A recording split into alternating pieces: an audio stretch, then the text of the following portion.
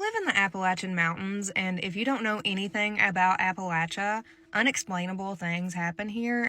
Everywhere you move, some weird stuff's gonna happen. Like, I just moved out of my creepy old 1800s, used to be funeral home house, haunted house, and moved back to my creepy old haunted family land. I'm telling y'all this story before it gets dark outside because I am genuinely freaked out. Like a lot of Appalachians, I live in a holler, and my house is really close to my mom's house. Like, you could throw a rock from my back door and hit my mama's house.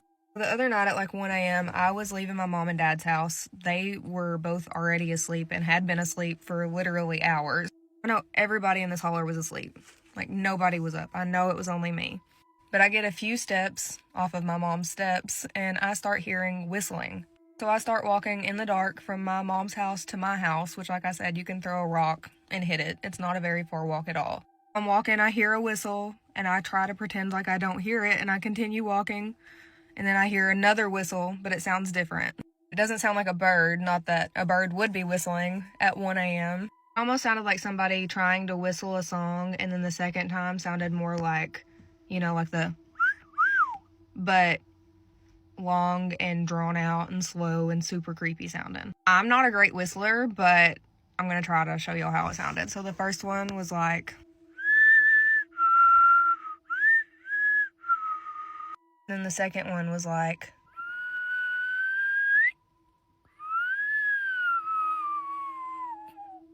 remember, I live in rural Appalachia. There are no streetlights, so you literally can't even see your hand in front of your face. It gets so dark at night. I was using my flashlight, but it literally just lights up like right in front of you. Not sound like a bird. I tried to convince myself that it was my aunt or my uncle because it came from their yard or like their wood line, which is right beside my mom's house. So it was coming from like behind me as I was walking towards my house. There's always been weird, creepy stuff that happens here on this land, but I don't know. It seems like it just keeps getting worse. So living in Appalachia is not for the weak. Mom seems to think that it's the same thing that's been messing with her and pretending to be my dad. Imagine going outside after dark in Appalachia, knowing you're not supposed to, but you have no choice because you have to walk home. You know all the warnings and you know all the rules, such as don't whistle. If you hear something, no you didn't.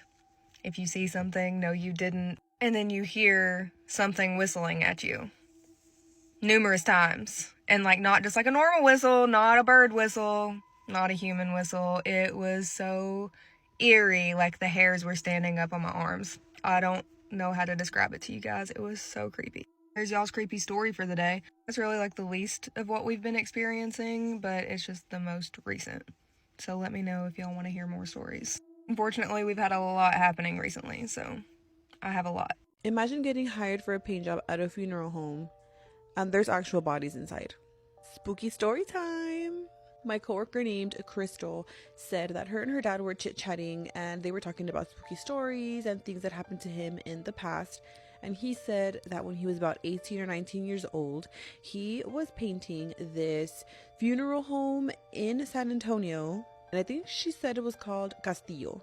Anyways, he was hired and he was helping paint the inside and the outside of this funeral home. And when he got to the embalming room, I guess, there were actual bodies on the table. Obviously, when he accepted the job, he did not know that this was going to happen, and he said that they were laying on the table. They were in bags, but the bags were clear. So he had already cleaned all the surfaces. He was ready to paint. He started painting. He is bending down painting with a kind of like a paint gun or something like that, and as he looks up, he sees that the body that was laying there slowly like gets up. Naturally, he freaks out. He doesn't know what to do. One of the funeral workers was thankfully in that room, and they literally just pushed the body back like this. My coworker's dad was like, "What was that about?" And the funeral worker says that because this body was very fresh, a lot of the nerves and stuff like that still react. They still move, and that this was normal. Imagine getting hired for a paint job in a funeral home and there's actual bodies inside. Hell no. At first I didn't believe her. I was like, wait, no, like, I need you to tell me the truth. And she said that she told her dad, stop fibbing, like, don't do the most. And her dad was like, Why would I lie? Why would I make this up? He got so scared he went outside. He had to smoke a cigarette, and he literally didn't even want to finish doing the paint job, but he needed the money. But he kind of forced one of the funeral workers to stay in the building with him the whole time. I've never heard a story like this. What do you guys think? And if you guys have any spooky stories you'd like to share with me, please send them via DM or email, and I will see you guys in the next spooky story. Bye. Discernment is a gift, because I'm going to tell you guys a story about the time I almost went on a date with someone that was literally stalking me, but they pretended like they didn't know who I was. So this was actually a while ago, about 3 years ago, I think I want to say. And one thing about, like, me is I didn't go on many dates because, like, I didn't care to give anyone a chance, really. And that's not in a cocky way or any of that. I was very comfortable with myself, and I enjoyed at the time, like, being single. And I didn't like wasting my time, if that makes sense. I also hate, like, the small talk. It's just, ugh. But anyways, there was this guy who I think he had, like, messaged me on Instagram or something. What's going on? Instagram or something like that. And he had been trying to hang on me for a very long time. And by very long time, by the way, I mean, like, I don't know, 2 months. I'm dramatic. But he was just consistent. And my discernment was telling me, like, something is weird about this guy. But my friends were like, oh my God, he's so cute. Like, he's so successful. What's wrong with you? Why don't you go on this date? I'm like, I don't know. I'm just getting a really, really bizarre feeling about this person. And, like, I'm going to trust my gut. And one time, because I ended up giving him my number, like a month into him messaging me, he called me and I was out with my friends. And so I was a little tipsy. I answered it. And I remember just like, oh, I just, please, like, oh, you're out, like, where are you, like, let me come slide through and just say hi to you. And I was like, no, I'm having, like, a girls' night, blah, blah, blah. And he was like, at bar, like, the bar I was at. He's like, oh, yeah, you're at blank. And I was like, how'd you know that? He's like, oh, I saw you post. I was like, I haven't posted a single thing on my story. My Snapchat notifications, like my, what is it, Snap Map? I don't even have Snapchat anymore. That was never on. My location services were never on. He didn't know anyone that, like, had my location. I was like, how did you find that out? I didn't post. And he tried, like, because mine is on the phone. It's like, oh, it was your friend. I was like, what friend? Because my friends and I hadn't posted anything. And I was like, whatever, you know what, you're fucking weird, bye. I hung up and I blocked him. I'm like, nope, not interested. That was weird. I told my friends, like, we gotta go. Like, I didn't want to be, not to be dramatic, but I was like, I don't feel safe. Because I've had an actual stalker before that went to jail. So when I feel like I'm being watched, I tend to stim out, like, for obvious reasons. I had a stalker that tried to break into my home several times, that followed me from work, that followed me everywhere, and ruined my perception of safety for a long time. So I don't play with this shit. And no, I didn't think it was the same person, but you get what I'm saying. So anyways, I blocked his number, and I wake up the next day, I realized I didn't block him on Instagram. He sent me, like, 8 messages via IG. And he was like, hey, I don't know what happened last night, like, blah, blah, blah, but can you please just, like, please answer, like, I'm so sorry. And I was like, dude, I remember I messaged him back, I was like, I've never even met you. You are fucking weird. Why are you so tripping about this? And he tried to be like, the only reason I said that place is because, like, you mentioned it before, which I don't think I did, but he was gaslighting me like crazy. He's like, can you just call me? Can I just talk to you on the phone? I was like, no, I blocked your number. So I ended up Instagram calling him. I'm like, you know, I'll hear you out. Instagram call. He's being really odd on the phone call, and then he lets something else slip. There is a modeling agency I used to work for, famous brand. Under that brand, I was not Riley at all. I had a completely different name. I never posted this brand on my socials. You would have to dig to find this. He was like trying to joke around with me, and he says, calm down, model name that no one should know about. And I was like, dude, this guy told me, like, because I remember talking, he's like, oh, I just found you on Instagram. Like, no, what do you do for work? Like, where do you stay? Like, acts like he had no idea who he was. He was deeply stalking me to the point of when I worked at this agency at the time, or not even, it wasn't an agency, it was a brand. I had not worked with them in like 3 months. So, and this guy just met me like a couple months before that. Like, I had quit working for them under a different fucking name. before he followed me anything. I was like, what do you know about me? Why did you lie and ask what I do for work? Why did you lie and act like you don't know, like, everything? I was like, you are the creepiest person I've ever met in my life. And I am so glad I trusted my judgment and I never met you. Girls, if you have that gift of discernment, I don't care how attractive a person is, how wealthy they are, how, like, listen to your gut. Because all I could stop thinking about after that is like, oh my God, what if I actually hung out with him? Dude was obsessed with me. Act like he had no idea what I did for work, no idea who I was.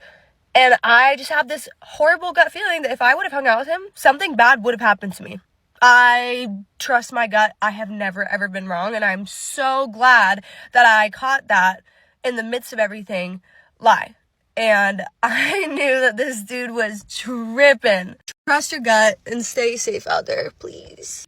This girl emailed me and told me that she thinks that she encountered a mimic, and I'm going to have to agree because if I experienced what she experienced, I would be terrified. Hillary is 18 years old and she lives in Germany. A couple of years ago in 2024, she was in her room playing Fortnite, or on Fortnite, I'm not really sure how that works, with her then girlfriend and a couple of her friends. It was around 5 or 6 o'clock in the afternoon and her mom was downstairs making pudding. Now, usually it's her turn to walk the dogs in the evening, but her mother had decided that she was going to walk the dogs. So Hillary's just up in her room playing the game when, before her mom goes outside to walk the dogs, she calls upstairs and tells her daughter, Hillary, to come downstairs and try the pudding because she had finished making the pudding. Now, it's important to note that normally when her mom would go outside and walk the dogs, she could hear it from where she was upstairs. So she could hear her putting the leashes on the dogs, opening the door, closing the door, all of that stuff. And she didn't hear any of that. So after her mom calls up to her and tells her to come try the pudding, she does whatever she needs to do with Fortnite. And then she walks downstairs. And as soon as she starts getting downstairs, she starts to get this weird feeling in her stomach. And like a chill goes down her spine. Like something isn't right. So she grabs a spoon and a tiny bowl of pudding. And then she calls out to her mom to tell her that the pudding tastes good. But her mom doesn't respond to her. So she goes into the living room to look for her because she didn't hear her put the leashes on the dogs or anything. And she's not there. So she just freezes in place. She just stood there in the living room shaking, like literally her hands were shaking, realizing that her mom had been outside with the dogs the entire time. So after about 5 minutes of just standing there absolutely frozen, she gathers the courage up to walk back upstairs and she goes and gets her phone so that she can text her girlfriend just kind of for comfort until her mom gets home. She also said that her mom never took her phone outside when she would go walk the dog, so she couldn't call or text her mom either. So she's just sitting there texting her girlfriend, absolutely terrified for like 10 minutes, when finally she hears the front door open and she hears her mom coming in with the dogs. So at this point, she throws her phone on the bed and she goes and runs downstairs and she hugs her mom as tight as she can and she tells her mom what just happened. And this is where it gets crazy. Her mom tells her that she left the house 2 hours before, and she had never told her that she was leaving and going to take the dogs out, and she had also never called up to her and told her to come try the pudding. Not only did her mom not tell her that she was going outside to walk the dogs, but she also did not call her up the stairs and tell her to come try the pudding. And she was home alone at that point. Her dad was at work. She also said, and I forgot to mention this, that during the time that her mom called her up the stairs, they have motion lights in their house, and so when someone is at the bottom of the stairs, the motion lights turn on. And she said that when her mom called up to her, the motion lights turned on. She said that it took her a really long time to fall asleep that night. She was absolutely terrified, but she finally did get herself to sleep. But it was one of the most terrifying experiences that she has ever had. And she still to this day doesn't know exactly what it was. So what do you guys think this was? I definitely think that it was a mimic. Sounds just like a mimic. Her mom calling her up the stairs and then not telling her that she was going out, and she was gone for actually 2 hours. That's crazy to me. I know the story was a little short. I do want to say something to you guys. Someone emailed me and said that they didn't know if I was telling spooky stories anymore, but they kind of gave me like a brief of what they wanted to tell me, but didn't send it and asked me if I would want to hear it.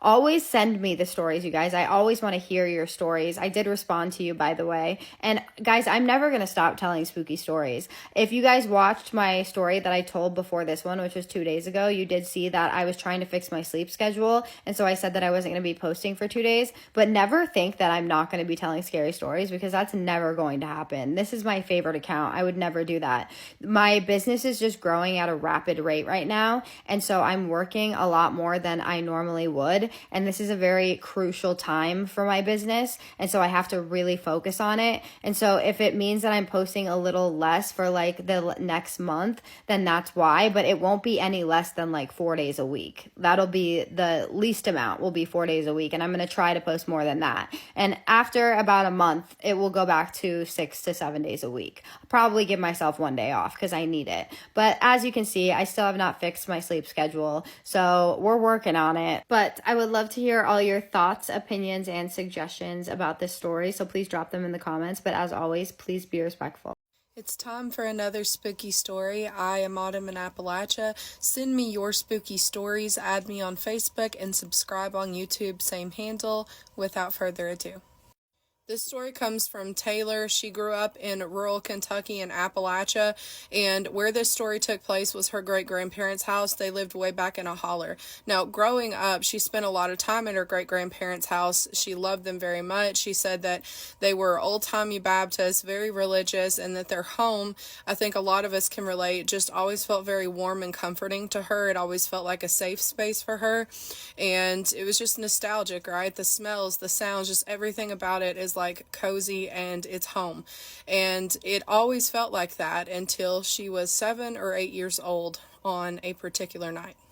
So one particular night when Taylor's 7 or 8 years old, she's spending the night at her great-grandparents' house. She would sleep with them in the bed, like in between them. So her great-grandma is against the wall. She's in the middle. Her great-grandpa is on the outside of the bed, closest to the door.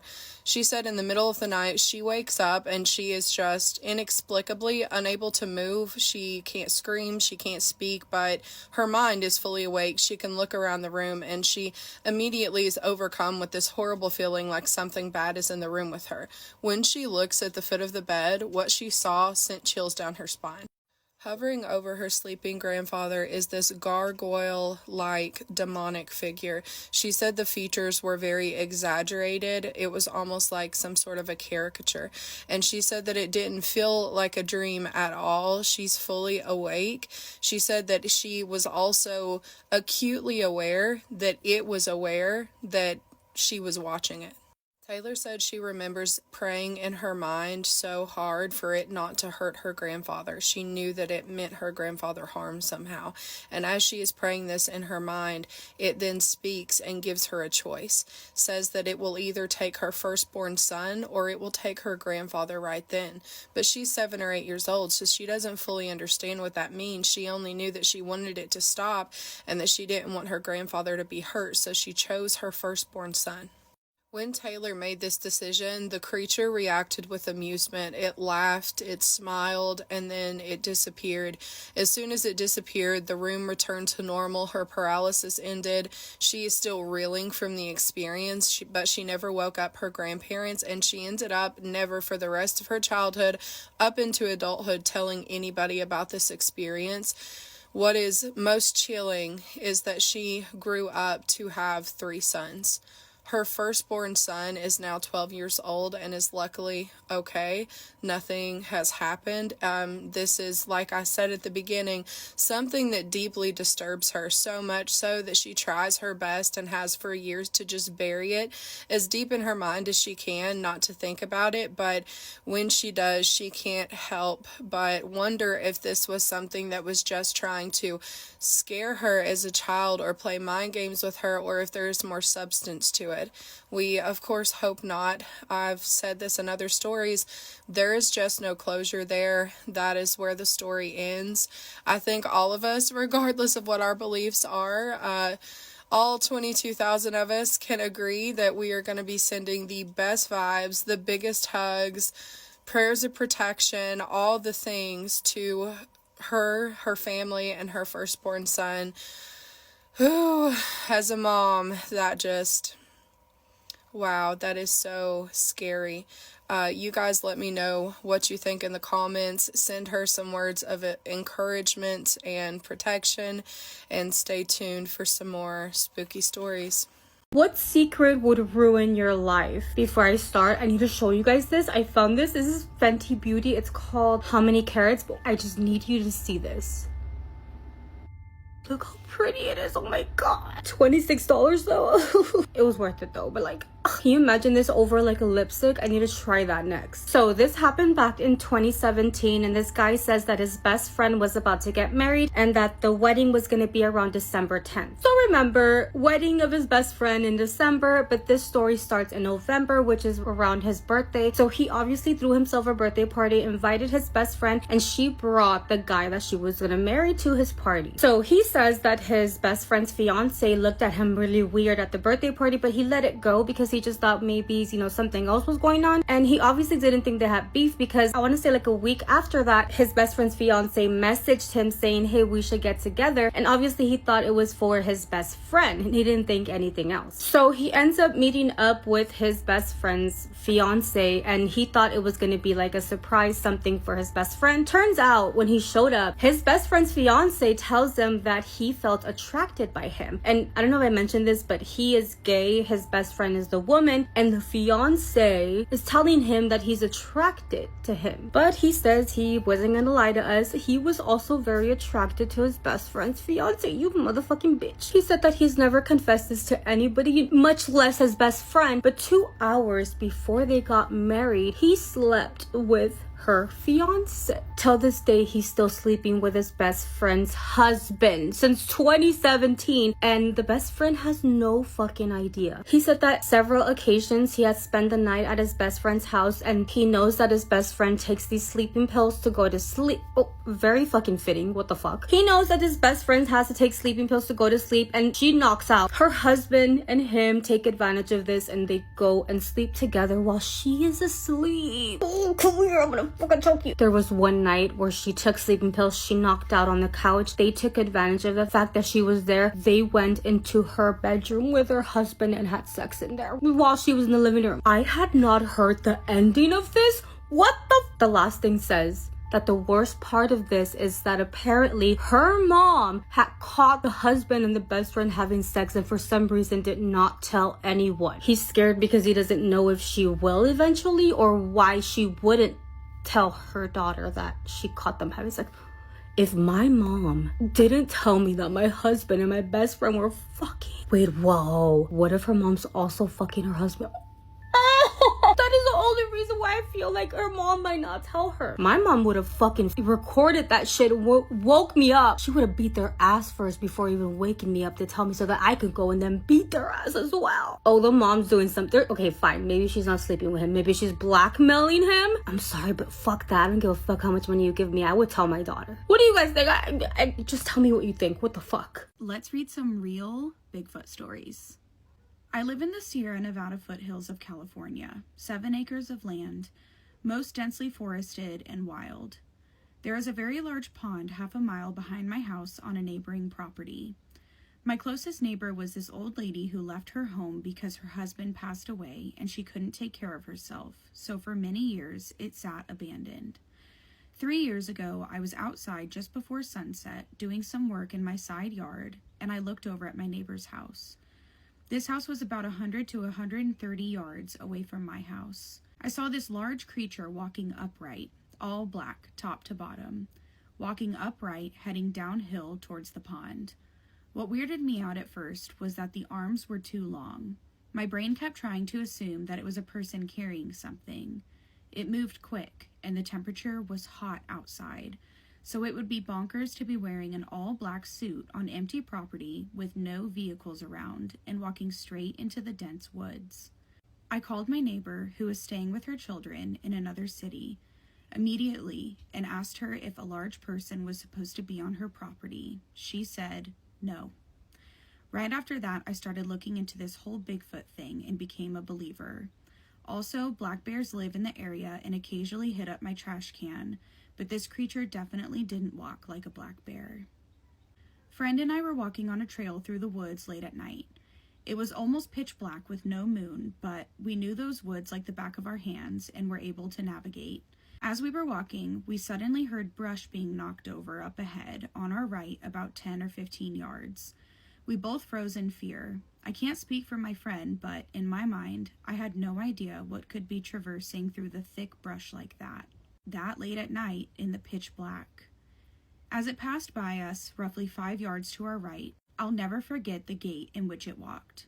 Then when it was directly next to us, it stepped on a branch, and the snap it made sounded like it was a 4 or 5 inch log. Then, just as quickly as it came, it was gone. I was staying at my sister's house in Carver, Massachusetts. She lives very close to a swamp and a state park. I had my dog with me, and he did not want to go outside, which was very unlike him. I brought him back in and went out to have a smoke. Then I heard a knock. It sounded like a wooden baseball bat. I thought to myself, that sounds like a knock. Then a second later, that sounds like a knock. So when my sister came home, I told her about it. She told me a few days before she was out looking at the stars and smelled a rank smell and heard a growl that went through her bones. You better believe I will be hunting that swamp next September looking for footprints. Okay, that one's really interesting because they say whenever you encounter Bigfoot, Sasquatch, apparently they stink really bad. So the fact that there was a lingering nasty smell and then a growl when this person was outside, I don't know. My father recounted his encounter to me. He was an honest, good man. His dog was barking one night, and he went out with a flashlight to investigate the reason. Blazer was barking at the apple tree near a stream at the back of his property. Suddenly, something flew out of the tree and knocked Blazer over. The object thrown was an apple. My dad went back into the house and got his shotgun. When he came back out, he saw several large figures moving down the stream, away from his house, and they were hooting to each other. Blazer was still barking, but he could hear the hooting as well. He let them go, and he said they looked like large, hairy humanoids. When I was really young, probably about 5 or 6, my family went camping at the tippy top of the mountain, and you really couldn't get higher on said mountain. There was a lake we were camping next to, so of course my family was fishing. My dad and mom, my uncle and I were on the shore trying to get some fish. Across the shore, on the other side of the small lake, my dad had noticed a huge brown-black humanoid figure just standing still and faced right at us. It had to have been 8+ feet tall, maybe even taller since it was so far away. So like any human would naturally do, my dad tried yelling at it, since he had thought it was a prank of some sorts. I don't remember what my dad said, but I remember the sound the creature made back. It wasn't anything we understood, just a kind of unintelligible screeching. It did, however, sound like he knew what he was saying, if that makes sense. Like he was saying something to us, only in his language. We were all looking at it at that point. My grandparents and my big brother had joined us. I remember my parents attempted to recreate the screeches he was saying, and he would respond. This went on for just a couple of minutes. Then the creature took off, and I mean took off. Mind you, the entire time he was on 2 feet, much like a human. He turned and started running towards the forest and was out of sight in seconds. He had to have been running like 25 to 30 miles per hour. My brother, grandpa, and dog tried chasing it, definitely the smart thing to do, and went to where we had seen him at in the direction he left in. They did find a huge lump of black hair that was stuck in a barbed wire fence, although I'm not certain it was really from that creature.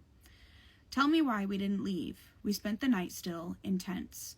It was very windy, and I don't think anyone actually slept. I think about it from time to time, but it honestly isn't that rare of an encounter in Utah. I've seen UFOs, my siblings have seen Skiggly Wigglies, my brother was followed by a UFO, and I lived right by Skiggly Wiggly Ranch my whole life. I promise my family is not a bunch of kooks. Well, maybe a little, but not in the sense we all made up the same encounter. This one's kind of sad to me, the Bigfoot was trying to communicate with them and he didn't attack them even though they camped there, and he totally could have. I just feel sad, it must be a lonely life being a Sasquatch or a Bigfoot. And I'm on my period, I'm gonna cry. That being said, if that happened to me though, I would not have stayed and camped, I would have left. Let us know in the comments if you have ever encountered Bigfoot. You know I love a good cryptid story. Listen to this one. So one of my followers sent this story in to me, and she said that this took place about 12 years ago. Her and her family had recently moved to Nevada. They moved there because her husband's stepfather had a lot of health issues going on, and his mother did as well, so they definitely needed to go and help out. She said that they took care of them for a while, and that eventually when they passed, they inherited the property. Her husband also had taken over his stepfather's job as a newspaper deliverer. Now, this was a job that was done overnight from about 12 a.m. to 5 or 6 in the morning, depending on weather and other circumstances. So she says that every now and then she would go with him on his route because she says it was really peaceful. She'd go with and look at the houses, and there was just something nice and calm about doing that during the night. She also said she used to play Pokemon Go a lot, and she'd find some really awesome Pokemon out there. The town that they lived in was pretty rural, and it was about 60 miles from Vegas. So in and around that area, there was no lampposts down any of the streets except for the major ones. So most of those roads, driving down them at night, were super dark, even during full moons with no clouds in the sky. Very, very dark. She said that on their travels, every now and then, they would see some wild animals. They saw rabbits and coyotes and owls and birds and donkeys even. Sometimes even wild horses, which is so awesome. Okay, guys, but then one night, they saw something that was not a typical wild animal, and they still talk about it till this day. She said they were close to finishing up their route one night, and they were in the darkest part of their route, where it was in the middle of the desert among sparse houses. The last house was down a very long, dark dirt road. She said the road was bouncy and that they were probably going about 15 miles per hour. They were taking it slow and easy, and she mentioned that the moon had been out that night, so it was decently bright out for what it normally was. So at first, some rabbits came running out in front of them and across the road, followed by about 3 coyotes. And then, guys, she said that this creature or thing came out from the dense tumbleweed and bushes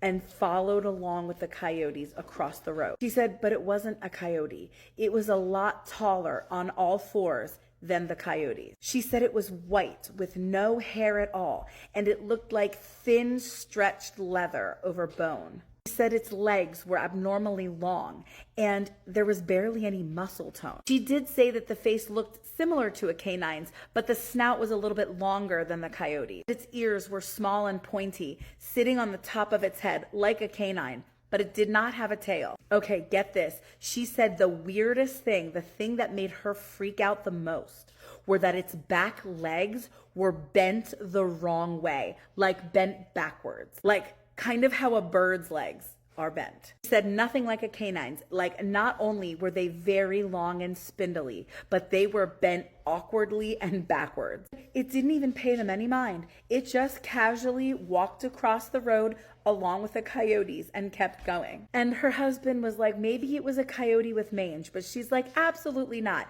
This thing was way taller, lankier, more scrawny, legs were bent the wrong way, no tail, I don't know. They've seen a lot of weird things in the Nevada skies at night, but never something on the ground so up close and personal. She wants to know what everybody else thinks. She'll be reading the comments. She wants to know, was it an alien, a chupacabra, maybe a skinwalker? So let us know your thoughts in the comments. And if you have a creepy or strange, spooky story of your own, I would love to hear it. And if you're new here, definitely follow for more creepy story time. Let's read a scary story from Reddit. A strange experience I had while sleeping in a hospital room. I don't know how to properly explain what happened that night, but it's something I still think about whenever I remember that hospital room. This happened around August 2025. At the time, my mother was hospitalized after suffering a stroke. Her condition had improved, but she still needed to remain under observation, so the hospital moved her into a private recovery room. The room was quiet and well equipped, and it had a small patio outside, which made it feel unexpectedly calm for a hospital setting. I hadn't slept properly for 2 nights due to stress and worry. That evening, I was exhausted enough that I fell asleep in a chair without even realizing it. What followed is something I still can't fully explain. My sleep felt shallow, as if I wasn't fully unconscious. I was faintly aware of the room when a sense of unease set in. Shortly after, I heard footsteps outside the patio. They were slow, deliberate, and very realistic. What stood out was that they sounded like bare feet against the ground. Partly out of curiosity, and partly because I was frustrated at not being able to sleep deeply, I shifted my eyes toward the patio door. What I saw was a pair of feet standing there, facing the door. They appeared unnaturally pale, almost lifeless, with no visible warmth or color. At that point, I had a strong sense that whatever came next would not be something I wanted to see. I closed my eyes and turned my face away to avoid looking, hoping the experience would end. Time felt suspended. I was still aware of a presence, as though something was there, watching me inside of the room. The back of my neck felt cold. After some time, that sensation faded. I felt marginally calmer and turned my body toward the door to change my sleeping position. Out of habit, I opened my eyes again to confirm that everything was normal. That's when I saw it. A dark figure was standing there, staring directly at me. I can't clearly describe its features. What stood out most was how thin it appeared, and its eyes, wide open and fixed straight on me. I screamed purely out of reflex. That seemed to startle it. It fled in a way that felt unnatural, almost hopping like a rabbit, moving at an unusually high speed. Within seconds, it disappeared into the darkness beyond the patio. I was left fully awake. My scream had woken my mother. She asked what had happened. Not wanting to disturb her or cause unnecessary worry, I told her I just had a bad nightmare. I've heard many unsettling stories throughout my life, but this was the first time I experienced something like this firsthand. The memory has stayed with me. The closest comparison I can make is to the blacked out silhouettes used to represent unknown perpetrators in the Detective Conan manga. That image is what my mind returns to when I think back on it. Oh, that is so spooky. So it's like a dark silhouette, but with some discernible features in their face. Super spooky, and it makes me wonder whether or not other people in this same hospital have experienced anything like this. As always, if you guys have any stories you'd like me to read, please email them to me and I will get to them if I can, and I will see you in the next one. Weird spooky story time, and after reading this, I'm realizing this is some quantum immortality stuff happening. Where would I even begin? I have daily experiences. I am, what my daughters say, a psychic medium. I just say I have gifts, many gifts, and it's bizarre. Though living near Pacheco Pass has been quite interesting. Oh, here is but one you may like. Well, two, actually. I live in Ridgemark, which is a little past Hollister south on 25. I know some people who live in Ridgemark. Beautiful gated community, by the way. I had to drive into town and do a little bit of shopping at Target. It was a summer day a couple of years ago. There are two lights you go through before you get to Ridgemark, one being Union Road. I was driving back home and had my daughter on speakerphone. We were jabbing our jaws about this and that, nothing significant. I was getting closer to Union when my daughter's tone changed. She became more agitated. As this was happening, my phone started to cut in and out. I couldn't understand what she was saying. Then my tone matched hers. I ended up hanging up the phone because I was irritated. At this point, I was coming up to Union Road. There was a small chain-linked fence area to the right. There was a house just before the fenced area and a house just past it. There was also a store down below, Bertuccio's Market. I don't know if I spelled that right. I'm going to spell it here. Then Union Road. I could see that the light for me was green, and it stays green for a while, so I was good to go. I was at the beginning of the fenced area when I found myself driving in slow motion through Union and a red light. I looked up at the light, then to my right. I saw a car coming straight at me. At that exact moment, it was like time sped up to normal time, and I was flying through the rest of the intersection. I felt like I was somewhere else, and then I came back into this reality. I didn't see anything. It was like it happened in a flash. Why do I feel like this is turning into a quantum immortality story? Because after I realized I ran a red light and experienced time speeding up, I had a feeling of being electrified. Oh my god, this is totally a quantum immortality experience. Have you heard of quantum immortality? Because this is exactly what people say happens. Almost a high feeling, not drugs, rather a floating sensation. I went home and was nearly manic telling my husband and youngest daughter what had just taken place.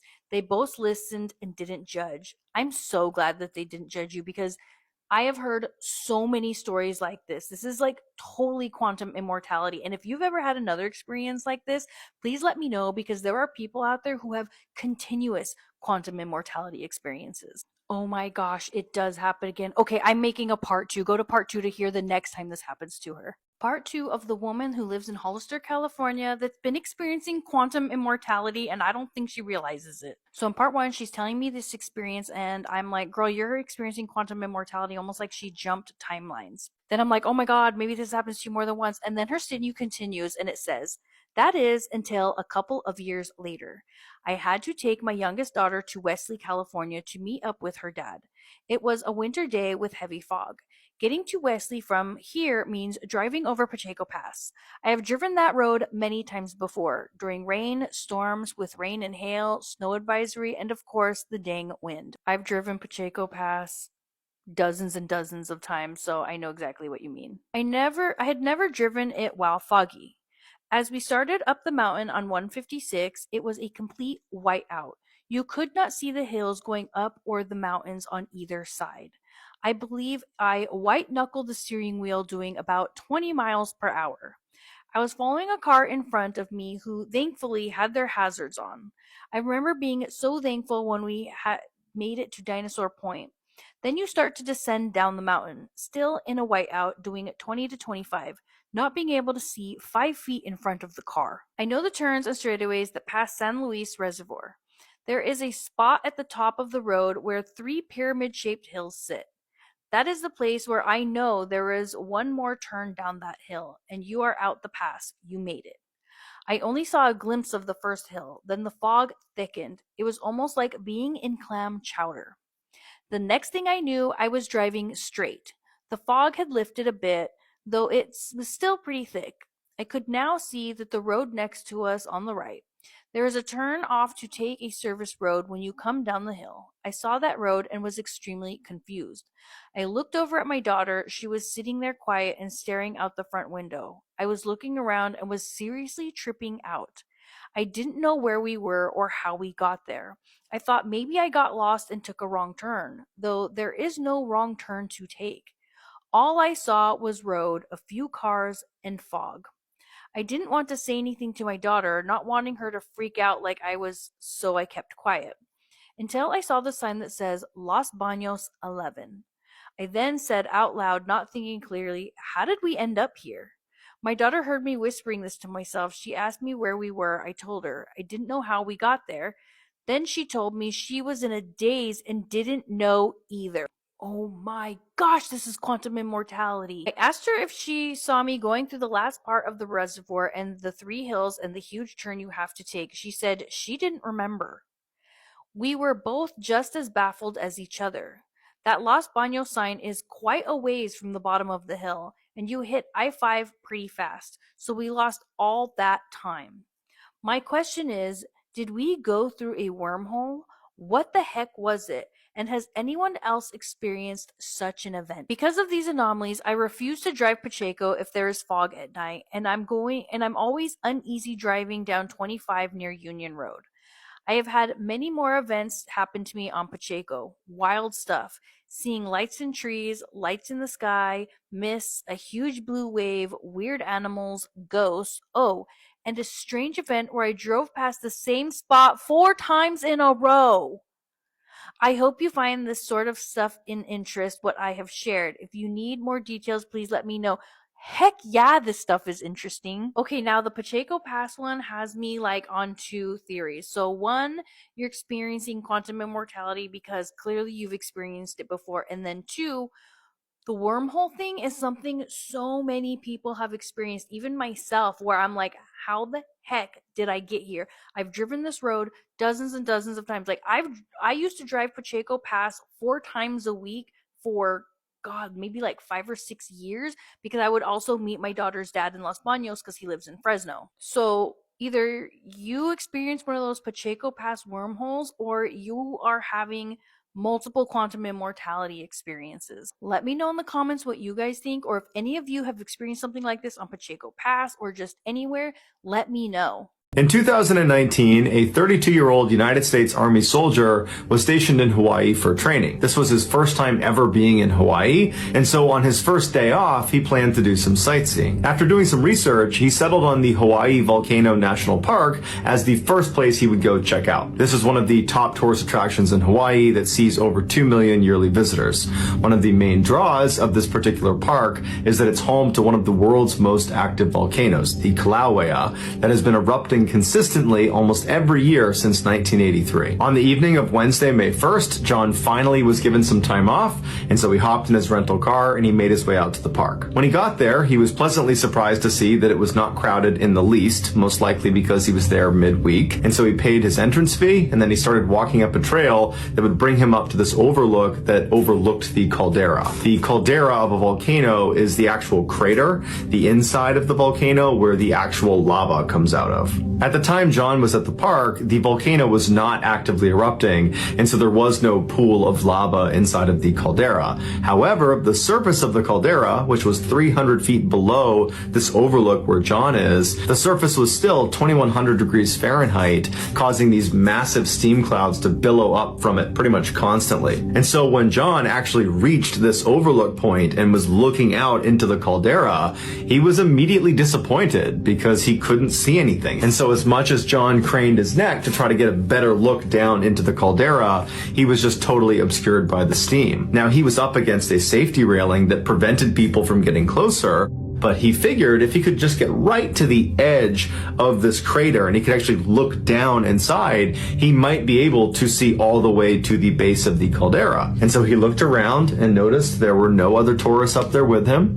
So he thought about it for a second and then decided, yep, I'm going to do this. And he stepped over the safety railing and walked right to the edge of this crater overlooking this caldera. And as soon as he got there, he suddenly had this unencumbered view of the space directly at the bottom of the edge of the cliff. He could actually see down into the caldera now. And so he got his phone out and he started taking some pictures, and then all of a sudden the ground underneath him began to shift, and it shifted so quickly and so suddenly that threw him onto his back. And as he's laying on his back scrambling to get back up again, the ground underneath him just completely collapses, sending him careening down 300 feet into the scalding hot caldera. When John fell, another tourist did happen to walk up another nearby trail, and they actually saw him as he fell. And so they called 911, and immediately first responders were on scene, but they were facing the same issue that John was, which is the steam was so intense inside of this volcano that you can't really see down into it. And so they had rescuers walking along the rim of the volcano, and they had helicopters in the air, but it really wasn't doing any good. And in the back of all rescuers' minds, they knew that realistically, there's just no way John could have survived this. I mean, you can't survive a 300-foot fall, but even if you did, you couldn't survive being at the surface of the caldera that's over 2,000 degrees Fahrenheit. You die within a couple of minutes. But the rescuers pushed that thought out of their mind, and they focused on being positive and just continuing to look for John. And 2 hours into their search, when it was totally dark outside and hope was just about gone at this point, somebody spotted John on a little ledge jutting out 70 feet down from that cliff he was standing on.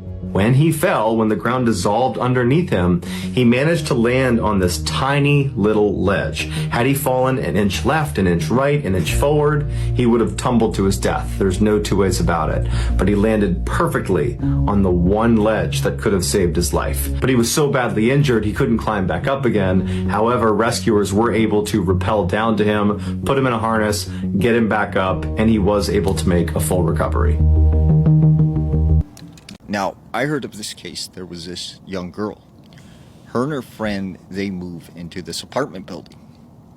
She said it was a pretty old place, and she said, you know, it was all they could afford at that time.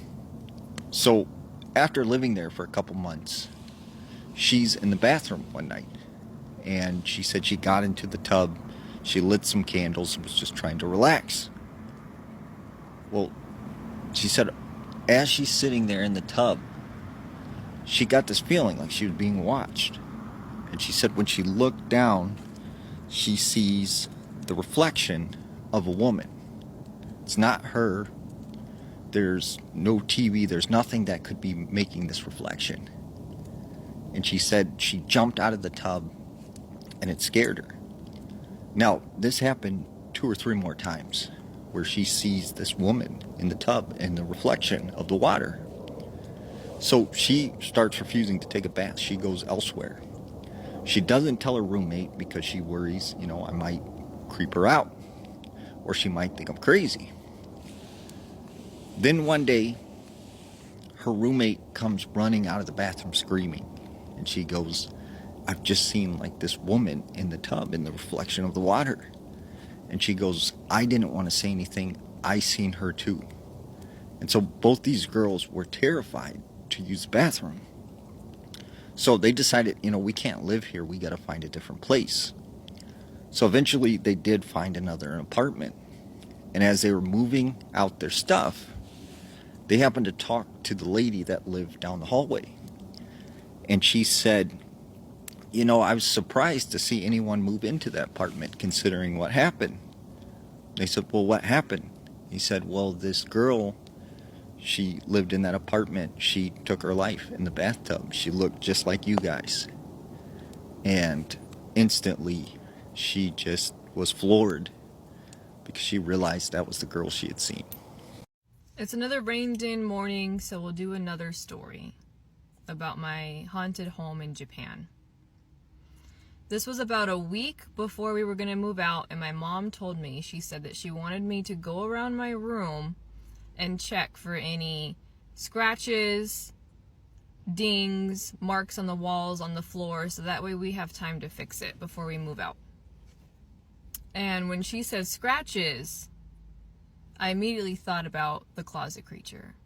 Because up until this moment, I never looked at the back of the closet door.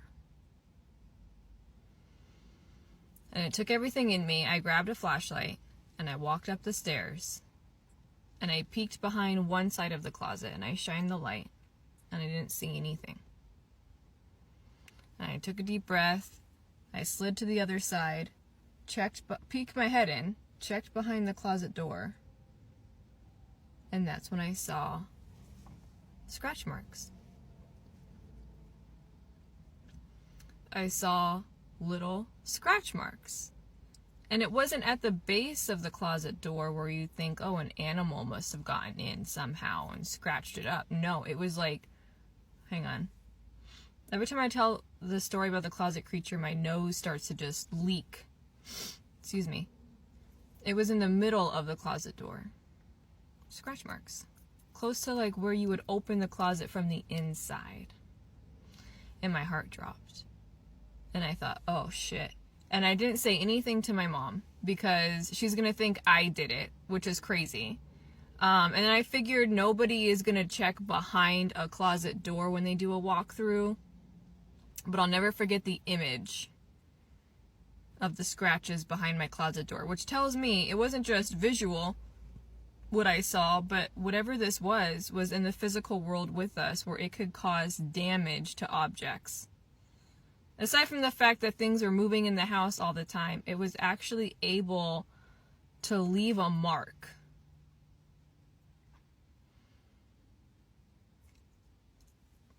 It makes me feel yucky even thinking about what I saw.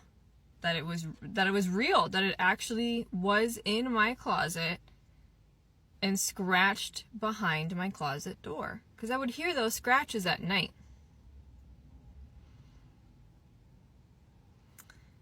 And the strangest part about this, the strangest part was after we had moved into our new home, apparently my mom told me that the movers told her that when they moved my bed out of the bedroom, my mattress, my bed frame, that under my bed were scratches.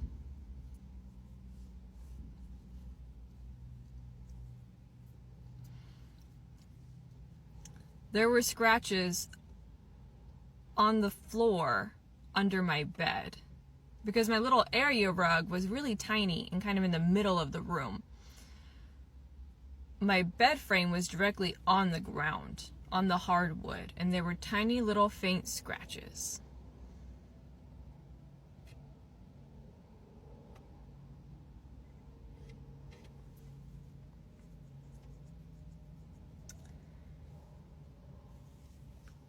This next story takes place in Aurora, Colorado. There was a young girl named Stacy. And Stacy and her best friend, they loved to go to the nightclubs every weekend. Well, there was this new nightclub that had just opened in town, and they were excited to go So her and her best friend and a couple of their other friends decide they're going to go and check it out. So they go there and they get to the club and they do their normal routine of ordering drinks, sitting down for a little bit and chatting.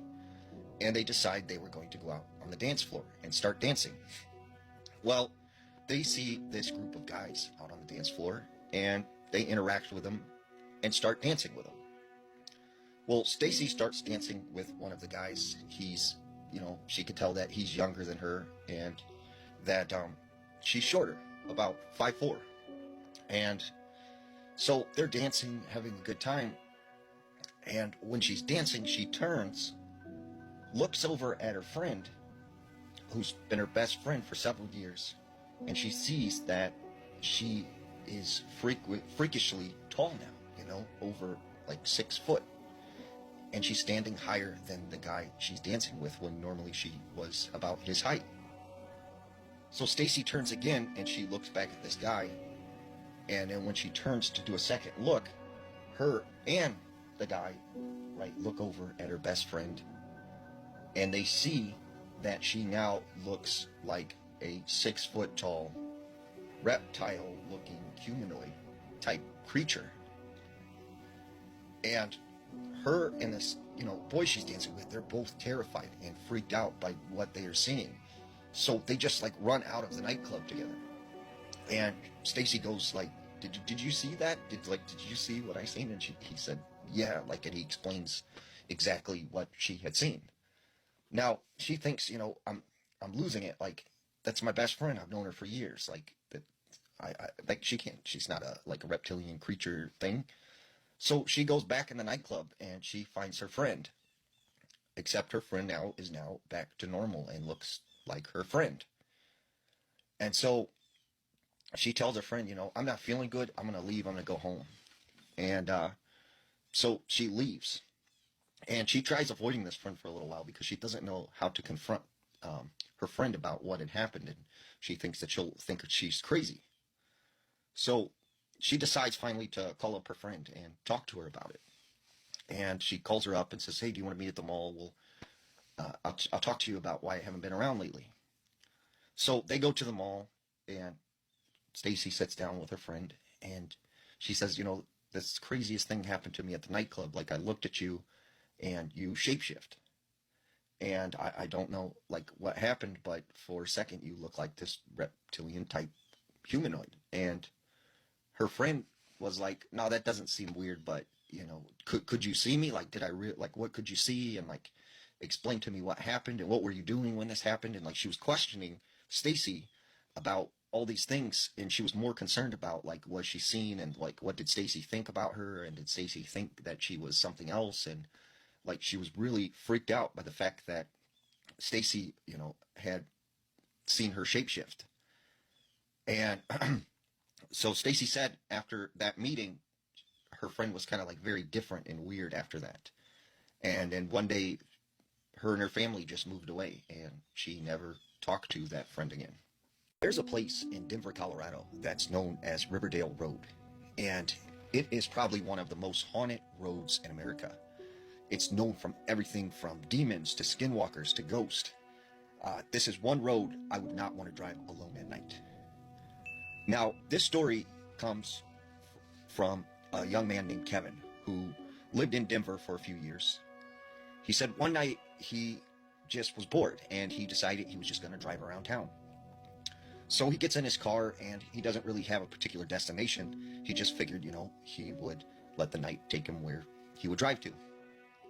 So as he's driving, he just would get this feeling I should turn this way, I should take this exit, I should head in this direction. And it leads him to Riverdale Road.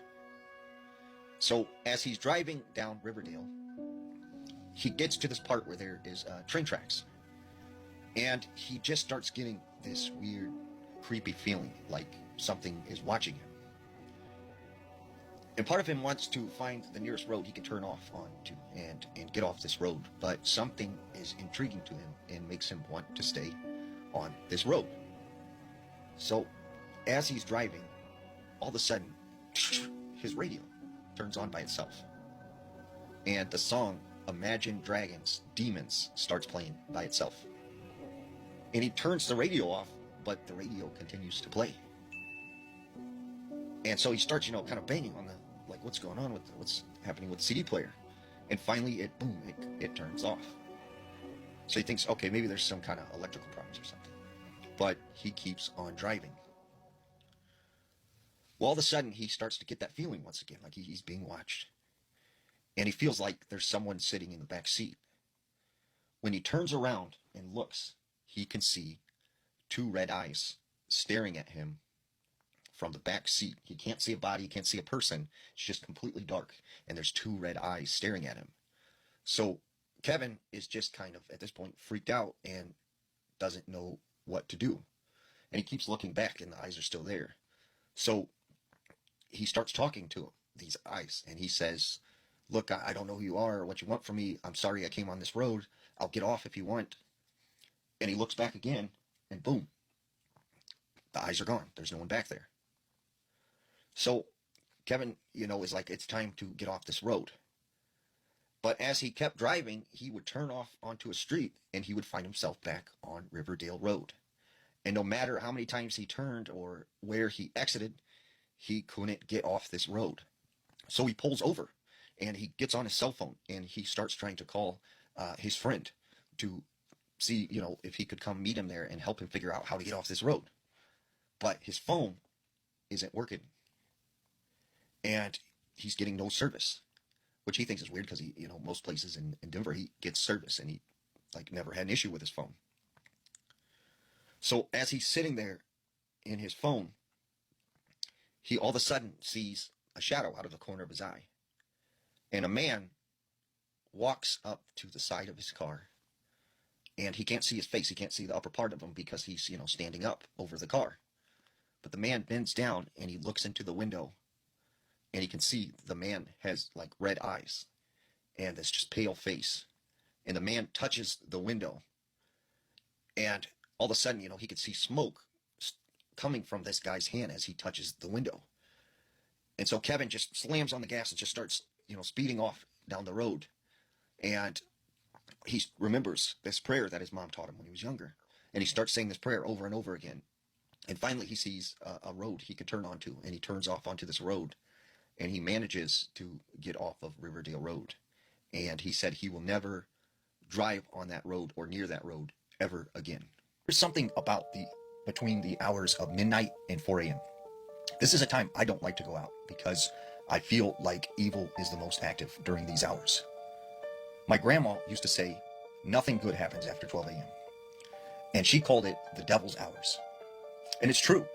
During this period of time, you see the most accidents, the most crimes committed, and the most people being unalived. It's also this time, and if you go out in the woods between these hours, you will see some of the most terrifying things. Now, I heard the story from this guy that I knew. He just got his first apartment. And, he would work long shifts during the day, so he would go to bed early. Well, one night, he wakes up, and he's out on his balcony, and he's staring at the woods. And he has no recollection as to how he got there. And so he checks his phone, which is in his pocket. It's 3:16 a.m. So he's trying to recollect his thoughts. How did I end up here on the balcony? I would have had to open the door and everything to get out here. I can't recall any of that. So he goes back to bed. And next night, same thing happens. He wakes up 3:16 a.m. He's out on his balcony looking towards the woods.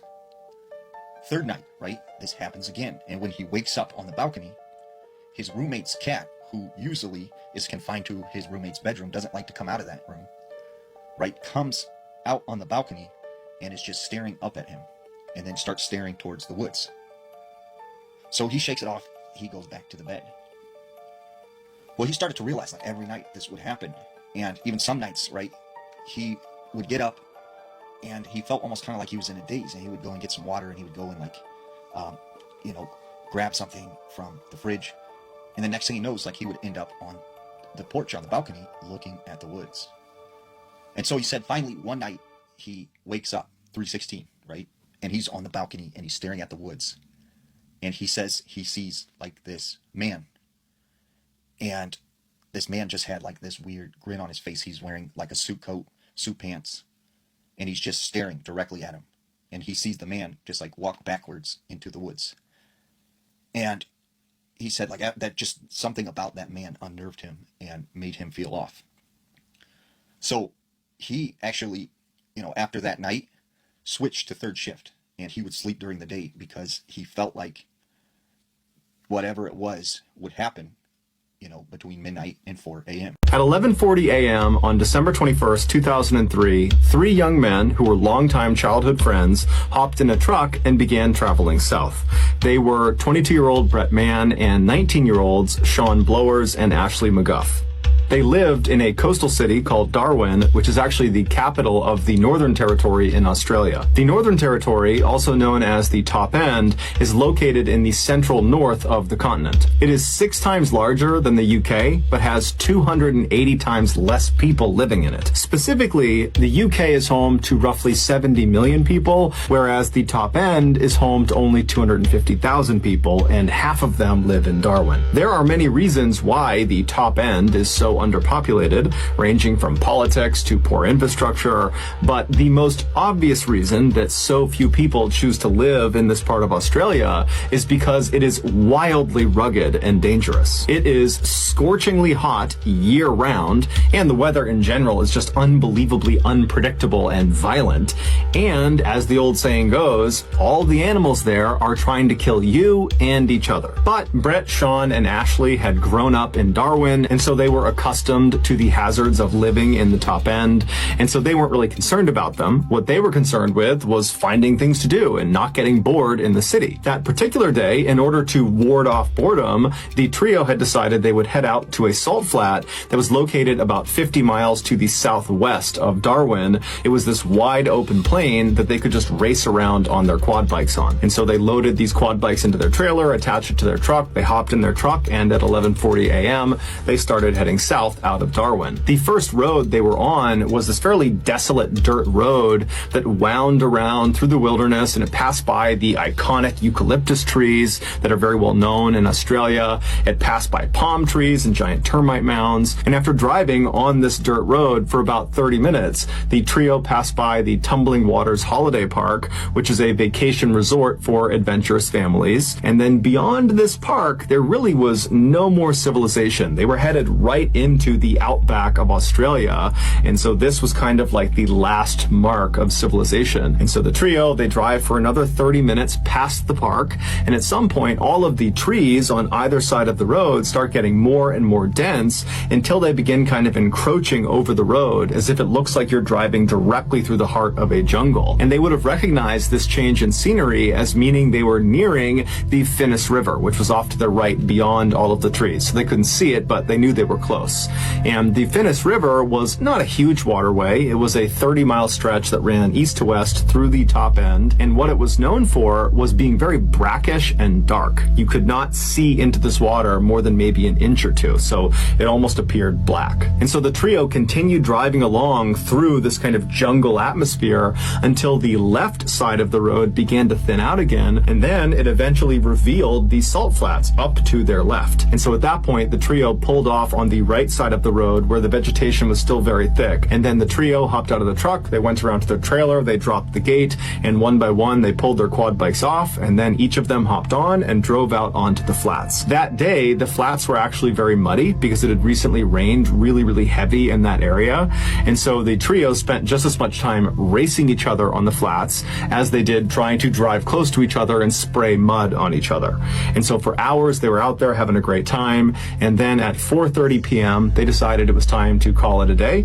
And so they drove back over to the truck, they drove their quad bikes up onto the trailer, they locked it, and then they were about to get into the truck to head back home when one of them suggested, hey, let's head down to the water and rinse our clothes off and get all this mud off of us. Now, you need to understand, in the Top End, the place you want to spend the least amount of time in is the water. People in the Top End assume that in any natural water body that is not clearly designated as a swimming swimming area has at least one animal lurking in it that will kill you. This is a literal precaution people in the top end take. And so this section of the Finnis River that these three friends were thinking about going and jumping into and washing off inside of, this was not a clearly designated swimming area, and so it should be avoided. But you need to remember, these three guys, they grew up in the top end. They were used to living in this kind of wild area, and they'd also come to the salt flats so many times over the years, and they had jumped into the Finnis River before to wash off and go swimming, and nothing had ever happened. And so really, the idea that the Finnis River could be dangerous to them, it didn't really cross their mind. They felt like, you know what, we've been there, done that, nothing's going to happen to us.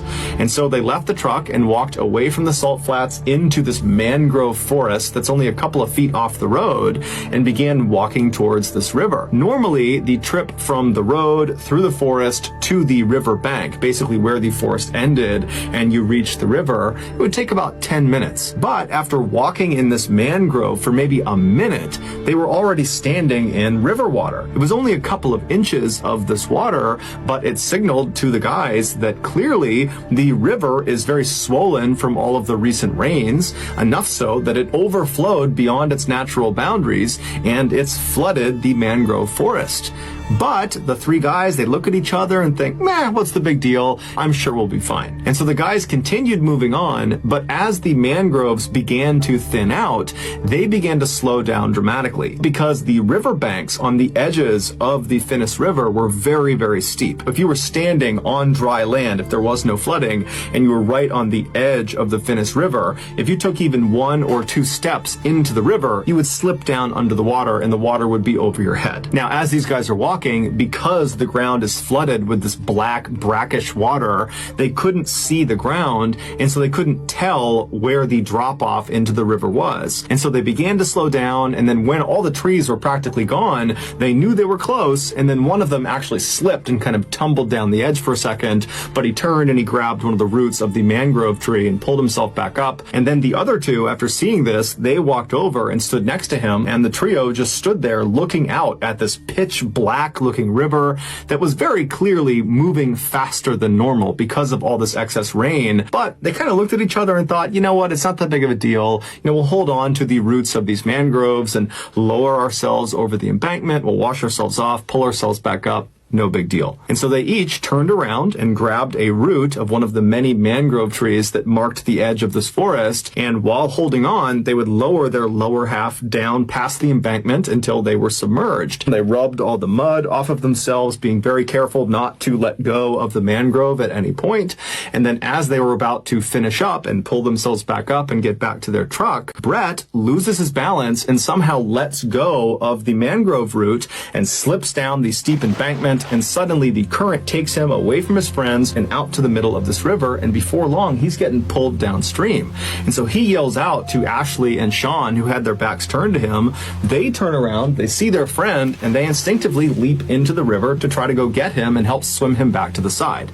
Now, all three of them were very competent swimmers, and so this was not a high panic situation. This was more like a inconvenience and maybe a little bit funny, and so that's why they leapt in no problem. They figured, worst case scenario is we'll drift somewhere down there and we'll get out and we'll walk our way back to our car. But as soon as Sean and Ashley were free floating in this river, they felt how strong this current was, and it was way stronger than they were anticipating. And so they actually started to get a little bit worried, and they looked up ahead of them, and Brett, who had been in the water for 10 or 15 seconds before they leapt in, he had already moved way farther downstream than them.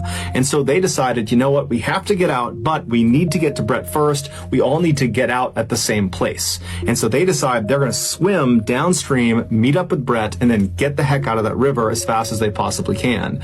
And so they yell out to Brett to, hey, we're coming to get you. And they start swimming as fast as they possibly can. And with the help of the current, they manage to get all the way up to Brett relatively quickly, maybe a couple of minutes. And when they reach him, Sean and Ashley go in front of Brett. And then the three of them, they stop actively swimming and they allow the current to just kind of carry them downstream. And as they're drifting, they begin begin scouting the left side of the river for a solid clump of mangrove trees they can swim into. Because unless there's something to grab onto on the edge of this river, they can't pull themselves out. And so at this point, the trio is definitely uncomfortable being in the water because of how strong that current is, but they're confident they're going to find a viable landing spot and they're going to get out of here and it will be a great story. And so Sean is in the front, Ashley is right behind him, and then Brett is behind Ashley. And they're all about an arm's length away from each other. And they're drifting down this river for a couple of minutes. They're looking on the left side for a viable landing spot. And then all of a sudden, Ashley just yells out, "Hey, I see something in the water. We need to get out. Find the nearest tree. Get out, get out, get out." And so Sean, he starts panicking.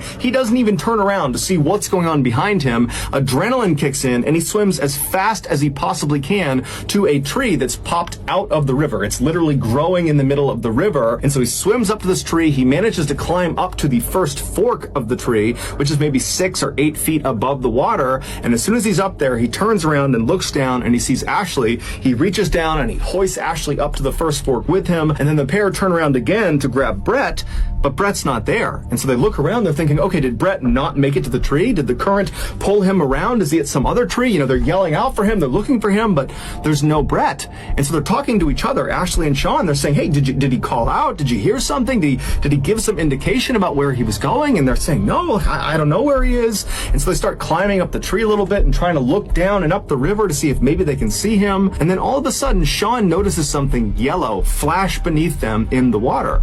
And so he looks straight down and he sees this yellow thing down there. And so he nudges Ashley and he says, look. And so Ashley looks down, and as they're looking, they're about 10 feet off the water at this point. They see this yellow thing start rising up to the surface. Now, the water is so dark, they really can't tell what anything is unless it is at the surface. And so they're watching this yellow thing, and suddenly it comes out of the water, and they see it's Brett. He's got his yellow jacket on. That's what they saw. And Brett is in the mouth of a 13-foot-long saltwater crocodile. He is face down, and his left side is being held in this animal's mouth, and he's not moving. And so Sean and Ashley are so scared, they're just frozen. They're just staring at this monster that's in the water, that's holding their friend underwater, and they can't do anything about it. And for 2 minutes, they just stand there looking at this animal, wondering what's going to happen. And for those entire 2 minutes, the crocodile stared right back up at Ashley and Sean, as if it was showing them what it was going to do to them once they got in the water. That I've done this to your friend, I'm getting you to as well.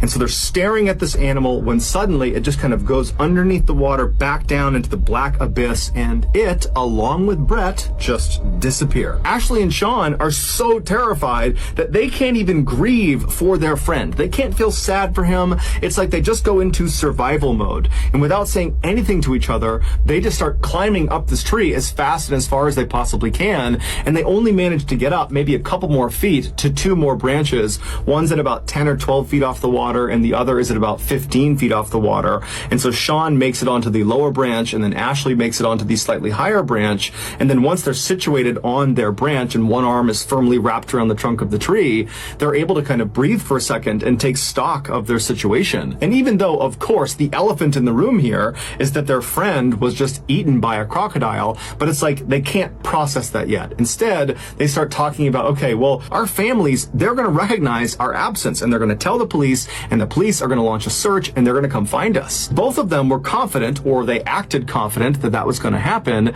but they also knew that there was no timeline for this. It could be hours or days until this actually happened. And so as these two teens are sitting on their branches, the reality of their situation really started to come crashing down on them. Because yeah, they're safe in this tree, but how long can they possibly stay in this tree for? I mean, eventually they're going to need to fall asleep. And if they fall asleep, are they going to fall out of the tree and land in the water with this crocodile? I mean, they just didn't know how this was going to turn out. And so as the two began comforting each other, reassuring each other that, oh no, it's going to be just fine. Someone's going to find us tonight or tomorrow. We'll be just fine. As they're doing that, Ashley suddenly stops talking to Sean and just looks straight down. And so Sean realizes what Ashley's doing, and he matches his gaze, and he looks straight down, and at the base of their tree in that black water is the 13-foot-long saltwater saltwater crocodile. It's back, and it no longer has Brett in its mouth. They have no idea where Brett is. He's just gone. Saltwater crocodiles are considered the most aggressive and dangerous crocodiles in the world,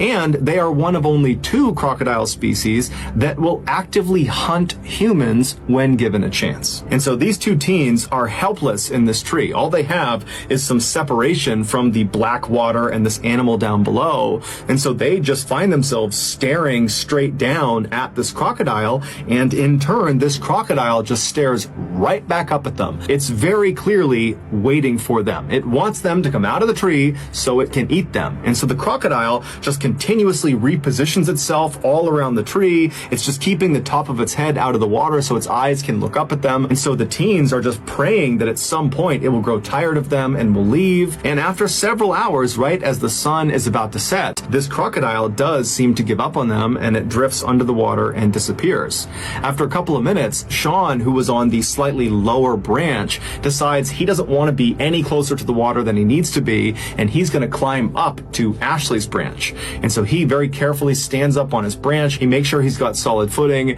and then he reaches up and he grabs a branch with his right hand, and he kind of tests it, and he feels like it's pretty sturdy, and then he puts all his weight on it and tries to reach for another branch when this one breaks. And as soon as that branch broke, Sean tumbled 10 feet into the water. And so he hits the water, he goes all the way under, he sinks a few feet under, and immediately he's turned around and he's trying to swim as fast as he can to the surface, and he's just expecting at any moment this crocodile is going to bite him. He gets to the surface and he looks around. It's a little bit dark, but he can immediately see his tree, and he realizes the current has pulled him away from his tree. And so in a panic, he starts swimming and kicking his legs as hard as he possibly can to get back to this tree. And he knows the whole time he's kicking his legs, he's just attracting the attention of this crocodile, but he's got nothing else he can do. He's got no other tree he can reasonably get to that will provide safety from this animal. And so with every ounce of energy he's got, he kicks and swims, and finally he manages to grab a root of this tree that his friend is still inside of, and he begins pulling himself with his lower half still submerged in the water.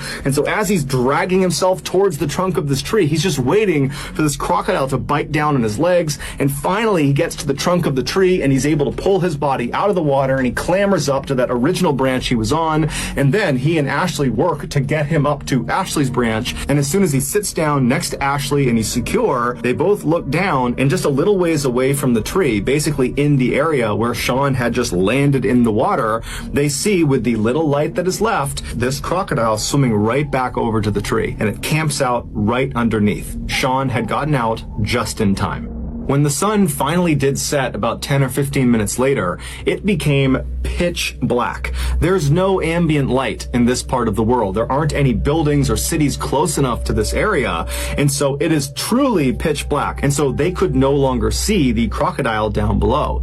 But they knew it was there because periodically they would hear it repositioning itself right underneath them. Also, because it was so dark, the 2 teens could not actually see each other. And so they began holding on to each other, and then anytime either of them moved, they would announce their movement to the other, just so they knew they had not fallen asleep and were not falling out of the tree to a horrible death. And so a few hours went by like this, where it was silence with the exception of the sounds of this crocodile repositioning itself periodically. A little after midnight, a huge storm rolled into this area, and it began absolutely downpouring, and the raindrops that were hitting the river were so loud that the teens could no longer hear the sound of this crocodile. And so they had no idea if it was still down below them or not. But every time lightning would strike, it would illuminate the sky for that flash of a second, and in that flash they would look down and there would be the crocodile. After several hours of this super intense downpour, the 2 teens also started to become concerned that all this additional rain could raise the water level of the river all the way up high enough that this crocodile might be able to jump out and reach their legs. But because it was so dark, they couldn't actually see the top of the water, and so they had no way of knowing if the water levels were actually rising or not. And so they both kind of sucked their legs up onto this branch and tried to make themselves as small as they could while still remaining anchored to each other and also to the branch. And that's how they sat for the next several hours, just hoping they would survive the night. Finally, when the sun came up that following morning, the teens immediately noticed that the crocodile was still still right below them, just lurking at the base of the tree, waiting for them. And they also noticed the water level of the river had clearly come up quite a bit. And so if they weren't rescued soon, there was a good chance that another heavy rainstorm, that crocodile would be in range of them, and there was nowhere they could go. They were as high up as they could get. Not to mention the fact they were hypothermic, they were weak, they were tired, and if you fall asleep, you're going to fall in the water. And so the two teens, they knew they did not have much time left. Luckily, at 10 a.m. that morning, they heard the sound of a police officer who was out in the mangrove forest.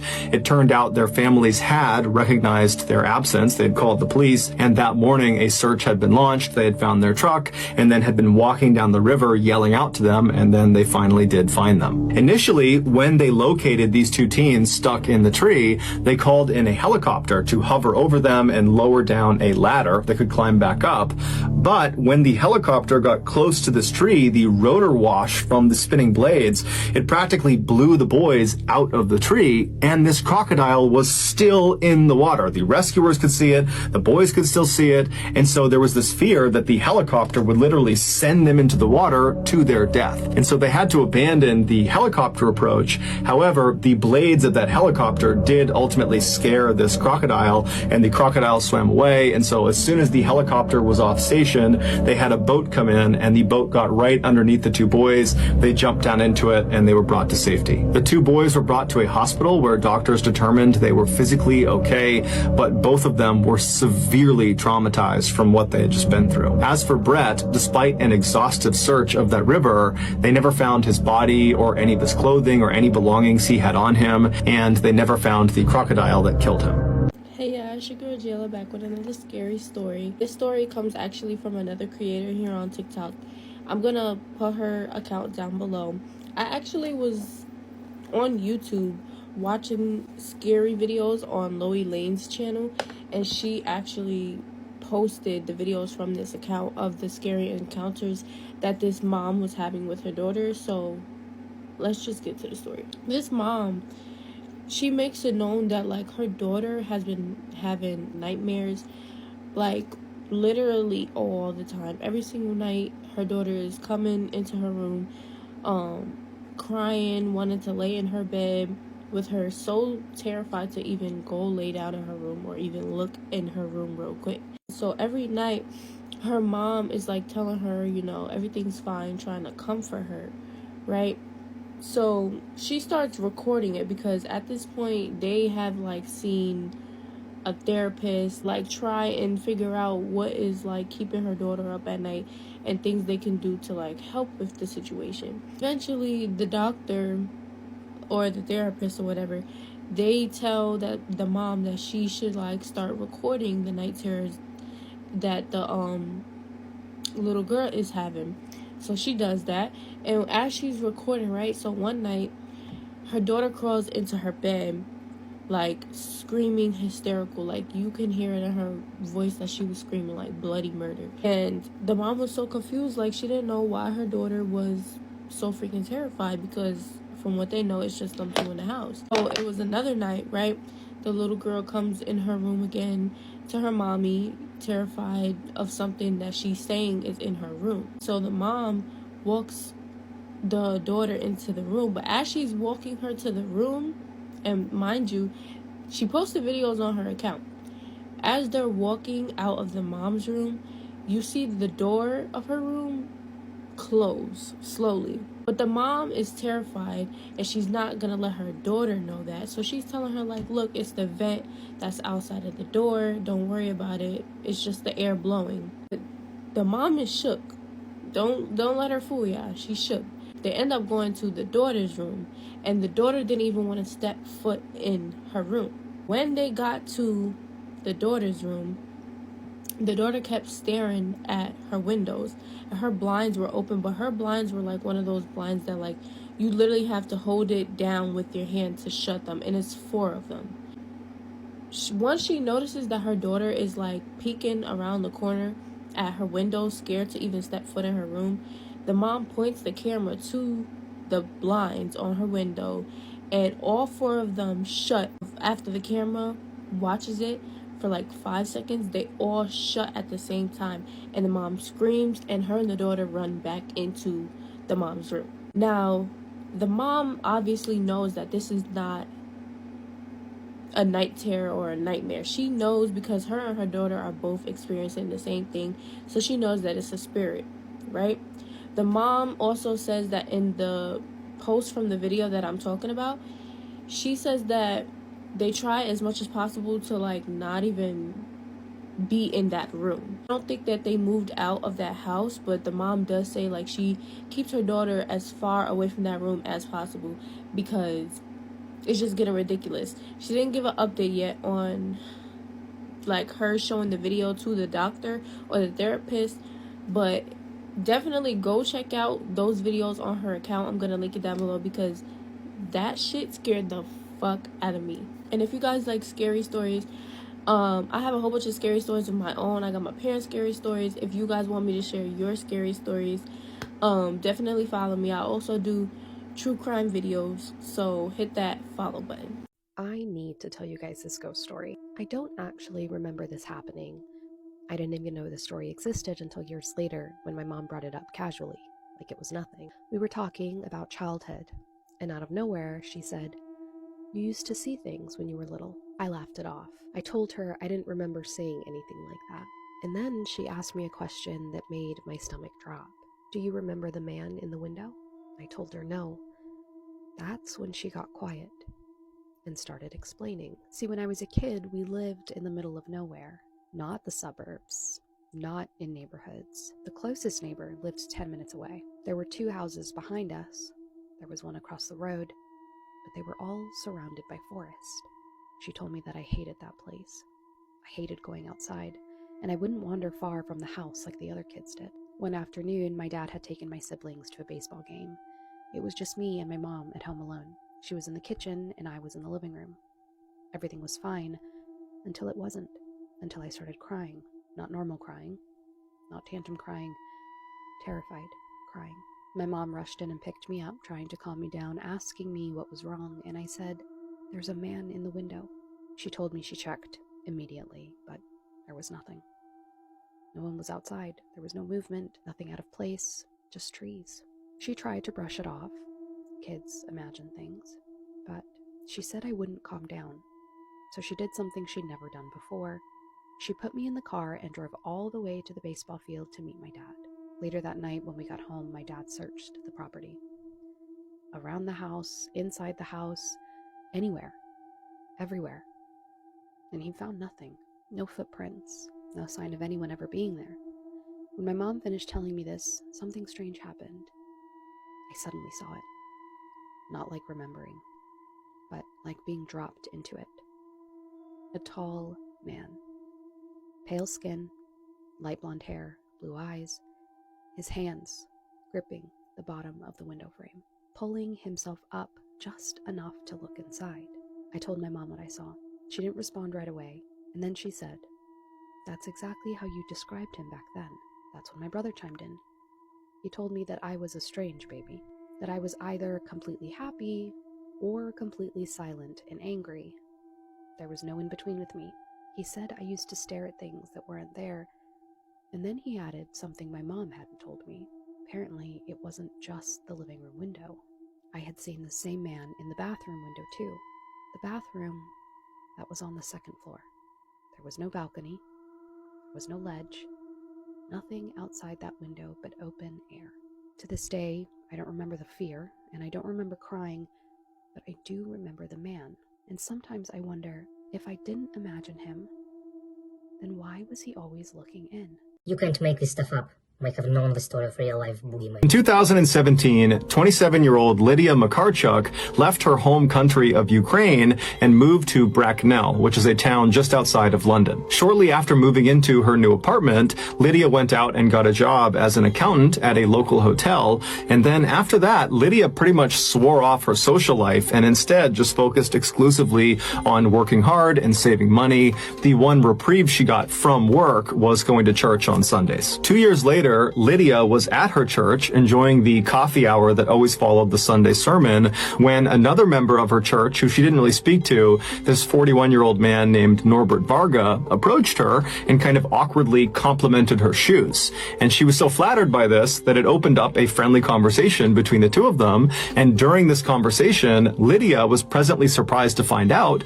that Norbert was an expat too. An expat is someone who lives outside of their native country. Norbert had moved to the UK in 2018, so that's 1 year after Lydia had moved to the UK, and he came from Hungary, which shares a border with Ukraine.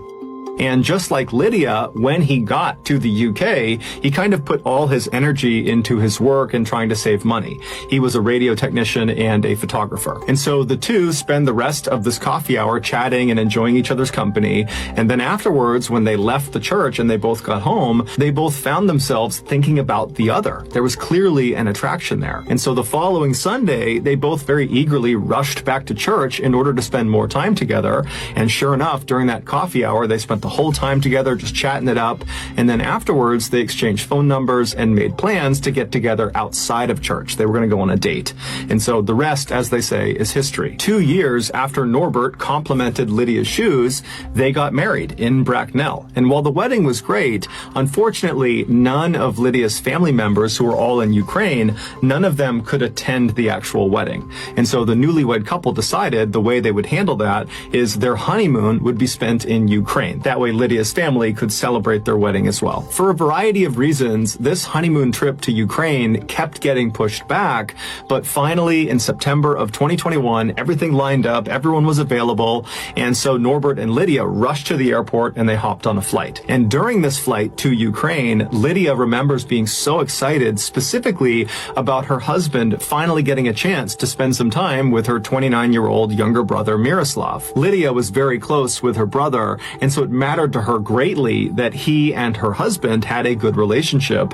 But to that point, because of the great physical distance between the UK and Ukraine, the two had really not had that much interaction, and so they really didn't know each other very well. And so this trip was really important to Lydia, and Miroslav, he really picked up on that because he put together this camping trip for the end of their stay in Ukraine, where he knew he'd be able to step aside with Norbert and chat with him and get to know him a little bit. And so that was kind of like the fail-safe, where if he and Norbert did not get a chance to speak all week because they were visiting with so many people, they would have a chance to at the end of the week on this camping trip. So after a few hours of flying, Lydia and Norbert touch down in Ukraine, and they make their way to Lydia's family's house where they're going to be staying for the week. And that night, and for the next several days, the couple was swamped with several family reunions and meetups with old friends that hadn't seen Lydia in years. And so Norbert and Miroslav were not getting any time to themselves. And Lydia really knew that. And so she and Norbert began looking forward to this camping trip because that not only represented a kind of peaceful break from the chaos of all these reunions, but it also did represent the one chance they knew Miroslav and Norbert would get to interact with each other. And so finally, September 15th, the end of the week, it came, and it was time to go on this camping trip. And so Lydia and Norbert and Miroslav and 9 other family members, they all packed up their tents and their camping belongings, and they loaded up a couple of cars, and they drove over to the base of the Carpathian mountain range. This mountain range, which stretches for nearly 1,000 miles across Eastern and Central Europe, are very popular amongst tourists because it's stunningly beautiful. Everything is green and lush, and there are these crystal clear lakes and breathtaking waterfalls and all these amazing animals running around, and there's no mosquitoes, and they have these really cool hikes that bring you up to these very impressive overlooks. And so that night, Miroslav had made reservations for this one campsite, this very popular campsite that was up in this clearing not too far up the mountain, and it had this great view down to the forest below, and because it was in a clearing, it had this unobstructed view up to the sky where in this area you could look up and just see stars in every direction. And so when Lydia and the rest of this group arrived in the parking lot of this mountain range, they were all really excited to get up to this campsite and just enjoy being there. And so they park their cars, they get their gear out, they find the trailhead, and then they begin hiking up the mountain. And about 2 few hours later, they arrive at this clearing. They find their campsite, which was marked by this small fire pit underneath a couple of trees. And so they go over and they set their tents up, and some people go out and get some firewood. And then before long, a fire was made, and this group of 12 people that had not seen each other in so long, they just sat down and began enjoying each other's company. They put tea on, they were swapping stories. It was really just this wonderful time. And then around 8 p.m., the sun started to set, at which point this huge group just stopped and enjoyed this beautiful sunset. And then once the sun had gone down, there were 2 kids that were there on this trip. And so they were put to bed in their tent. And then the remaining 10 adults just kind of hung out by the fire and enjoyed each other's company. And it was actually during this second half of the night that Norbert and Miroslav finally really got a chance to just chat with each other. So for about an hour, they were talking to each other, and Lydia is just watching this happen, and she couldn't be happier. This is like the perfect ending to this trip. And then around 9 p.m., Norbert stands up. Lydia sees him stand up, and he tells the group he's going to run back to his tent, which was a ways away from the campfire, and he was going to get his camera. And so Lydia said, okay, no problem. And she remembers watching him walk off into the distance, because when you're at the campfire, if you're looking away from the campfire, everything is pitch black in that direction. And so she watches him disappear into the darkness, and then she and her brother and everyone else just kind of turn back towards the campfire. And then all she remembers about what happens next is she heard a whistling sound. And at first it was very faint, but it started to get very, very loud. And when it got loud, she tried to kind of figure out where it was, but before she could, suddenly something hit her in the face, predominantly hit her in the nose. And as soon as it did, she went blind, she went deaf, and then she felt herself on the ground, and she has no idea what's going on. And all she can remember thinking is, oh my God, something horrible has happened to me. I might die. I don't know what's happening, but I might die. And so she started praying for herself to survive whatever was happening to her. And then her hearing started to come back just a little bit. Her vision was still totally blurred. She could only kind of tell where the fire was because it was bright, but her hearing, it started to come back. And that's when she heard moaning coming from somewhere near her. And so she's thinking, okay, whatever horrible thing has happened to me has happened to other people too. And so instead of just praying for herself, she began praying for everyone who was at this campsite. And so as her hearing is getting louder and louder, and she's hearing more and more moaning and crying happening all around her, she suddenly hears her husband screaming her name. Her vision is still gone, but she knows it's him, and he lands right behind her and he grabs her and he's just repeating her name over and over and over again. And then Lydia manages to kind of choke out to her husband, what happened? And there's a pause, and then Norbert says to her, it's bad.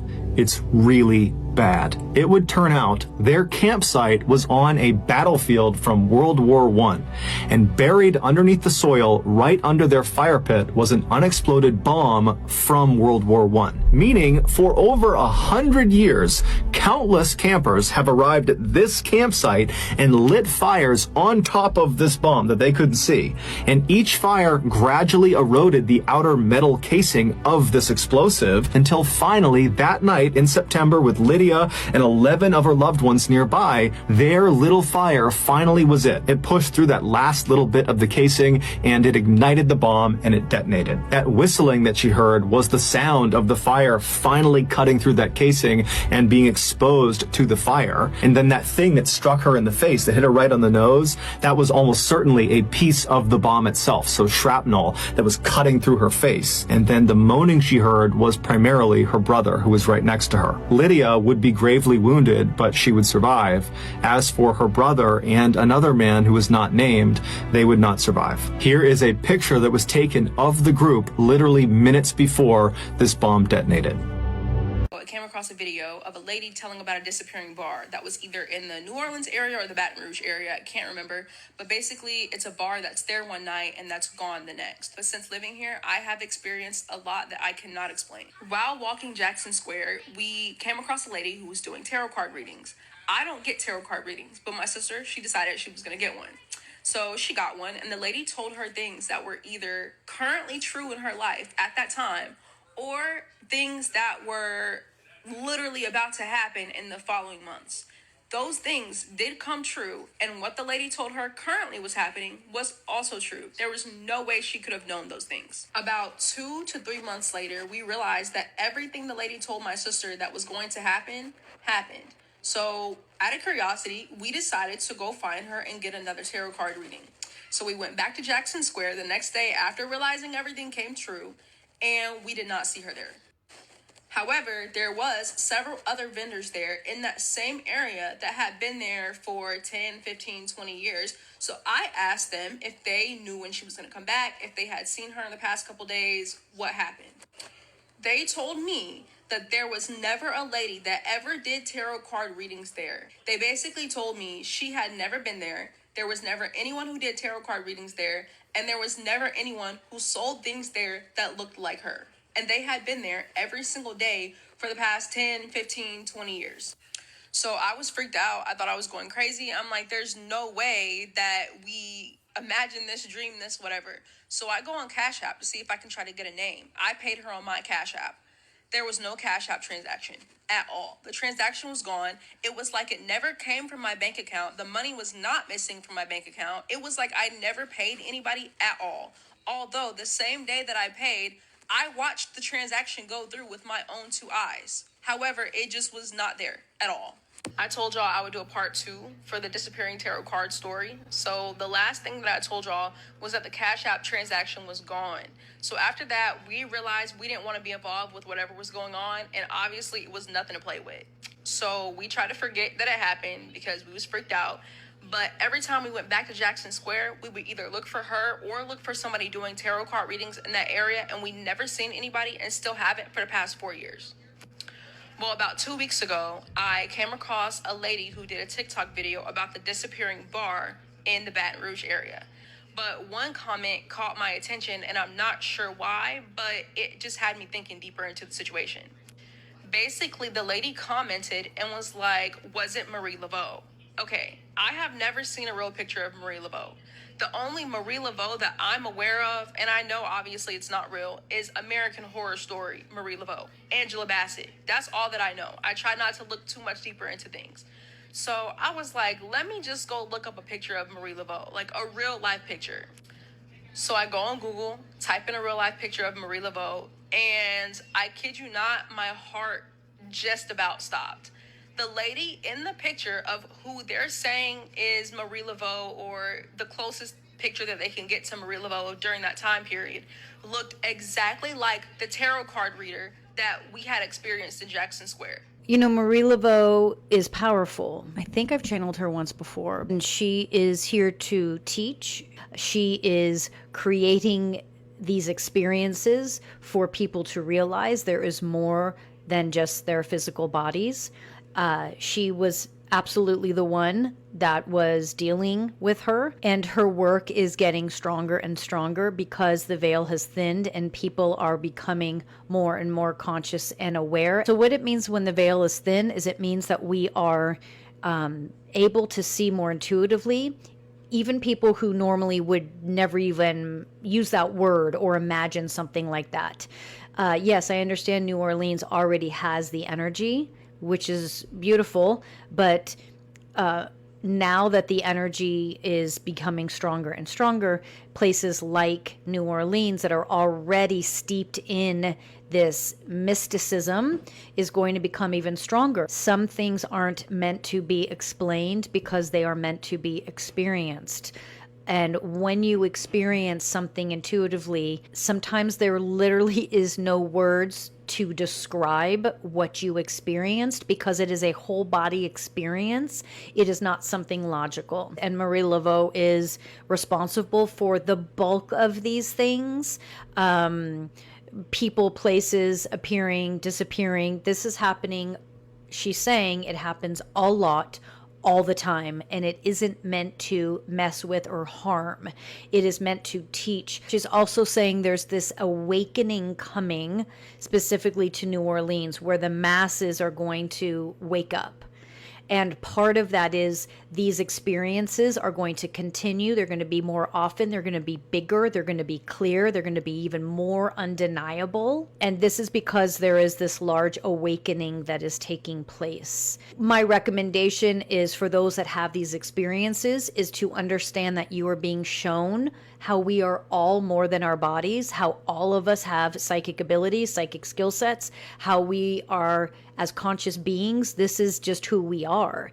The ability to be psychic, clairvoyant, clairsentient. It is just who we are. The physical body is just a vehicle that we use to be able to articulate and express our psychic skill sets. Maria Laveau is not going anywhere, and she is a huge part of this location. So my recommendation for anyone that lives there is to learn how to communicate with her, learn how to feel her, understand her.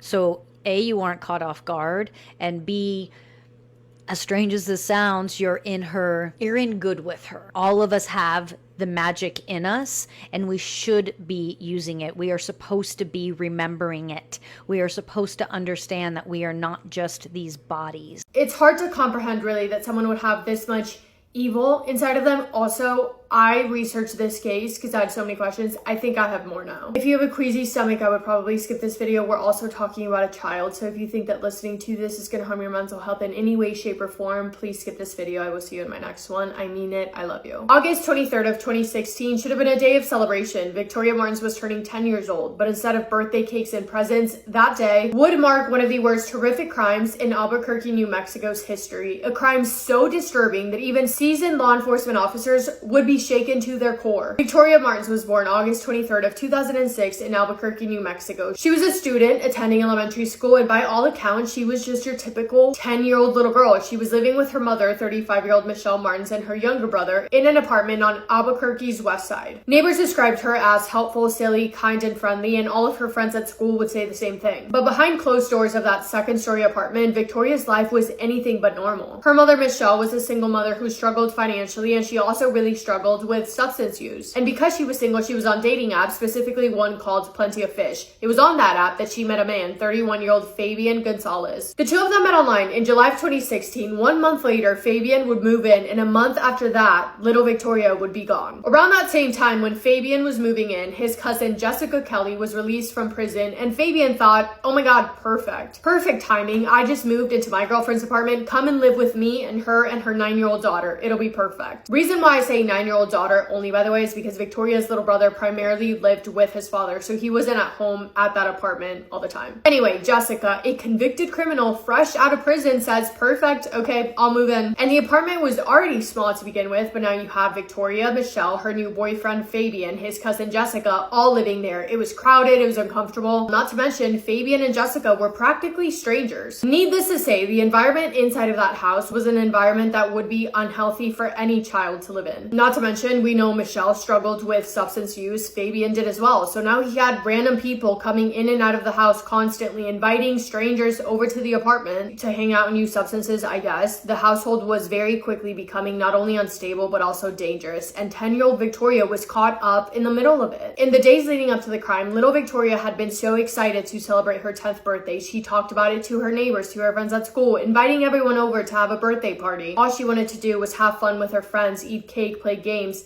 And it breaks my heart. It like physically hurts my heart that that day ended in the worst tragedy. In the early hours of August 24th of 2016, police received a 911 call about a disturbance at Victoria's apartment. This happened because at approximately 4:30 in the morning, that morning, Michelle and Fabian were seen right outside of their apartment by a neighbor. Apparently, they told the neighbor that Jessica was inside the apartment with Victoria and that they had stepped out after Jessica attempted to attack them with an iron. After hearing that, that's when the neighbor then called 911 to report that something was going on. When officers arrived at the scene, they had no idea what they were about to walk into. They found Fabian and Michelle outside of the apartment while Jessica was inside with Victoria. Officers went to go and enter the apartment, but they couldn't because the front door was locked. That's when Jessica then attempted to flee, jumping out of the apartment through a balcony. She wasn't successful. She fell and broke her ankle. But in the middle of all of this, officers noticed smoke coming out of the apartment. They managed to get in and they realized that the smoke was coming from behind a closed bathroom door. Upon opening the door, officers discovered Victoria's little body partially wrapped in a burning blanket inside of the bathtub. She was pronounced deceased at the scene just the day after turning only 10 years old. And it was clear from the moment that they laid eyes on her that she was gone. There would be no saving her,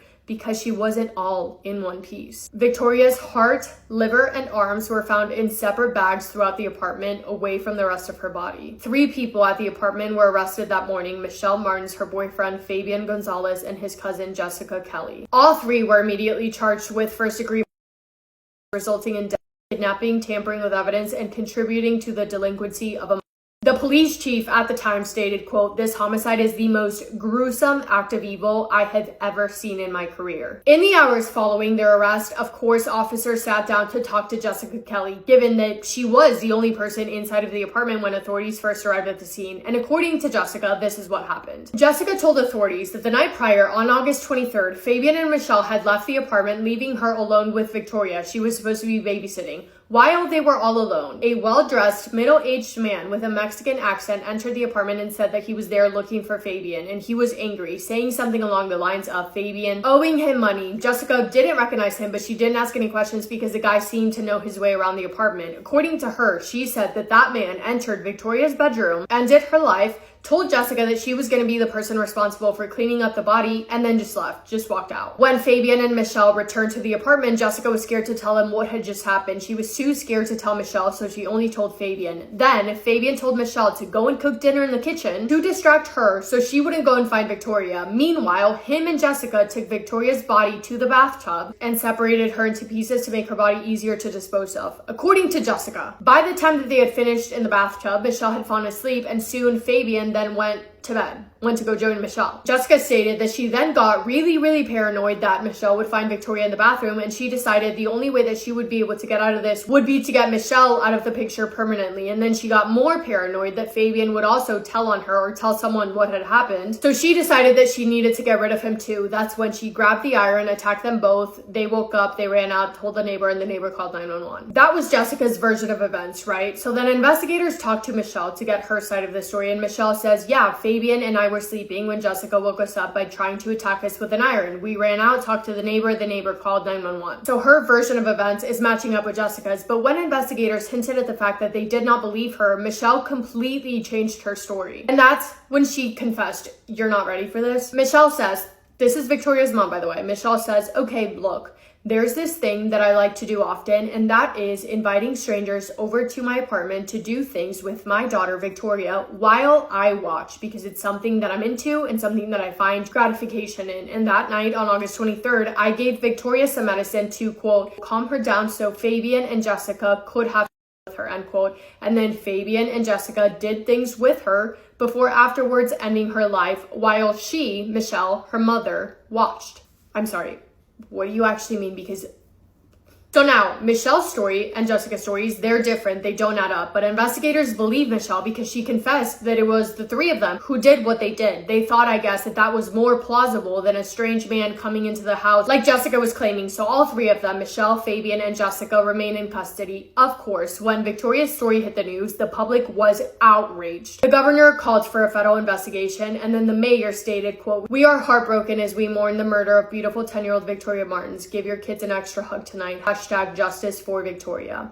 The community came together in grief. A birthday memorial was held for Victoria on August 29th of 2016. 2 months later, on August 29th, a public funeral was held for her. But as the investigation continued, things started not to add up. The evidence was not matching up with Michelle's story. An autopsy was done, and when the results came back, they showed bruises, abrasions, and fractures all over Victoria's body, but especially around her neck. However, when the toxicology reports came back, there was absolutely nothing found in Victoria's system, which didn't really make sense given that Michelle was claiming that she gave her something to quote-unquote calm her down. Then add the phone records, and Michelle's story completely falls apart because phone records showed that neither Michelle nor Fabian were inside of the apartment when Victoria lost her life. She was alone in the apartment. The only other person with her was Jessica. But the biggest piece of evidence that changed everything was when DNA evidence was found on Victoria's back. A detective took over the case, and he was the one that noticed that because I guess somehow initially the investigators missed it. But the DNA was tested. It didn't match Michelle, didn't match Fabian, didn't match Jessica. It didn't match anyone. It matched no known person in Victoria's life. The DNA was from an unidentified male, a fourth suspect who has never been found. And knowing that information led authorities to believe that Jessica's story of a stranger, random man coming inside of the apartment could have been true. Yet what really happened is still unknown. And I know you guys are probably wondering as to why Michelle Martins would confess to such a horrible thing that turned out to be false. Well, a forensic psychiatrist who evaluated Michelle provided a little bit of insight into why she would falsely confess. Quote, this is a woman who, when she was pregnant with Victoria, she denied the pregnancy until she gave birth. So she has an exceptional amount of denial and a very shallow level of emotion.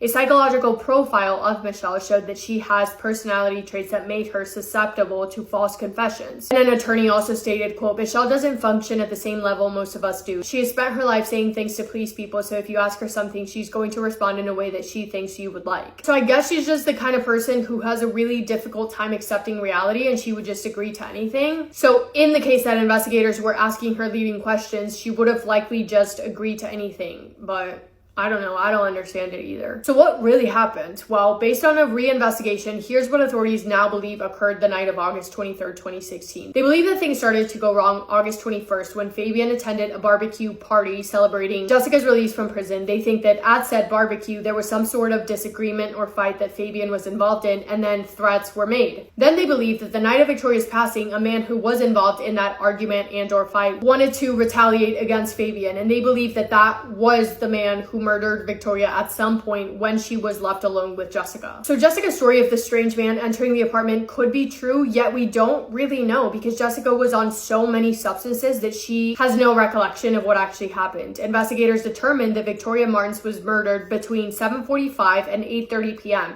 Witnesses apparently saw Jessica Kelly carrying Victoria into the apartment at 10 p.m. What exactly happened, however, literally still remains unclear. And if you were to go off Jessica's story, which is pretty much the only thing you have to go off, then it would have been her and Fabian who then did what they did to Victoria's body in the bathtub to dispose of it. So with much of the original narrative proven to be false, the charges against all three of them, Michelle, Fabian, and Jessica, were dramatically reduced. On June 29th, 2018, Michelle Martins accepted a plea bargain to one count of resulting in death. She was sentenced to 12 years in prison, but she was released in October of 2024 after only serving just over 6 years. Jessica Kelly also accepted a plea deal in 2019, pleading no contest to 6 charges, including reckless resulting in death. She was sentenced to 50 years in prison, but with good behavior, she could get out before then. Fabian's trial took place in 2022, 6 years after the crime. He was charged with reckless resulting in evidence tampering and sentenced to 37 to 38 years in prison for leaving Victoria in a dangerous situation and helping cover up the crime. Victoria's case stands as one of the most troubling failures of the criminal justice system in recent New Mexico history. She would have been 19 years old today. Instead, she never made it past her 10th birthday. That little girl deserved so much better. She deserved to grow up. At the very least, she deserved justice. And now, all of these years later, she still doesn't have that. It's baffling. It's so sad. Let me know, please, if you guys have heard of this. I honestly don't know how I haven't covered this case before, but yeah, I'm telling you, it left me with more questions than answers. Anyway, that is all I have for this video. Thank you for spending time with me today and for listening to Victoria's story. I hope you guys are having the best day. If not, go do something to make it the best day. Make somebody happy, and I will see you in my next video. Massive kiss on the forehead to every single one of you. Another female serial killer, and actually the last female serial killer of this entire series. Every single state has had at least one serial killer, if not multiple, and this series is almost done, and in it I've covered multiple different women.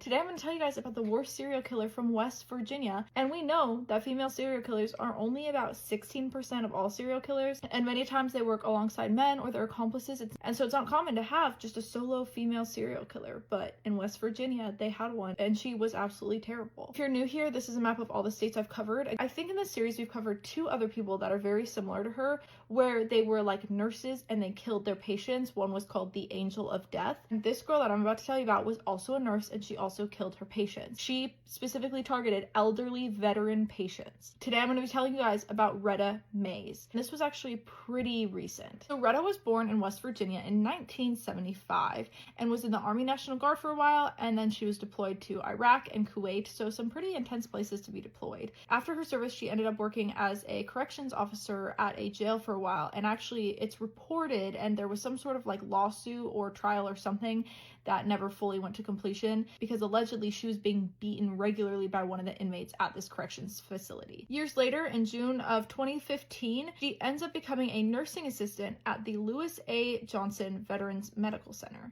Now, how she got the job is beyond me. Clearly someone dropped the ball. They didn't do a good enough job, because Retta was unqualified for this job, and that is the understatement of a century. She didn't have any certification or license to care for a single patient, and yet somehow she's hired.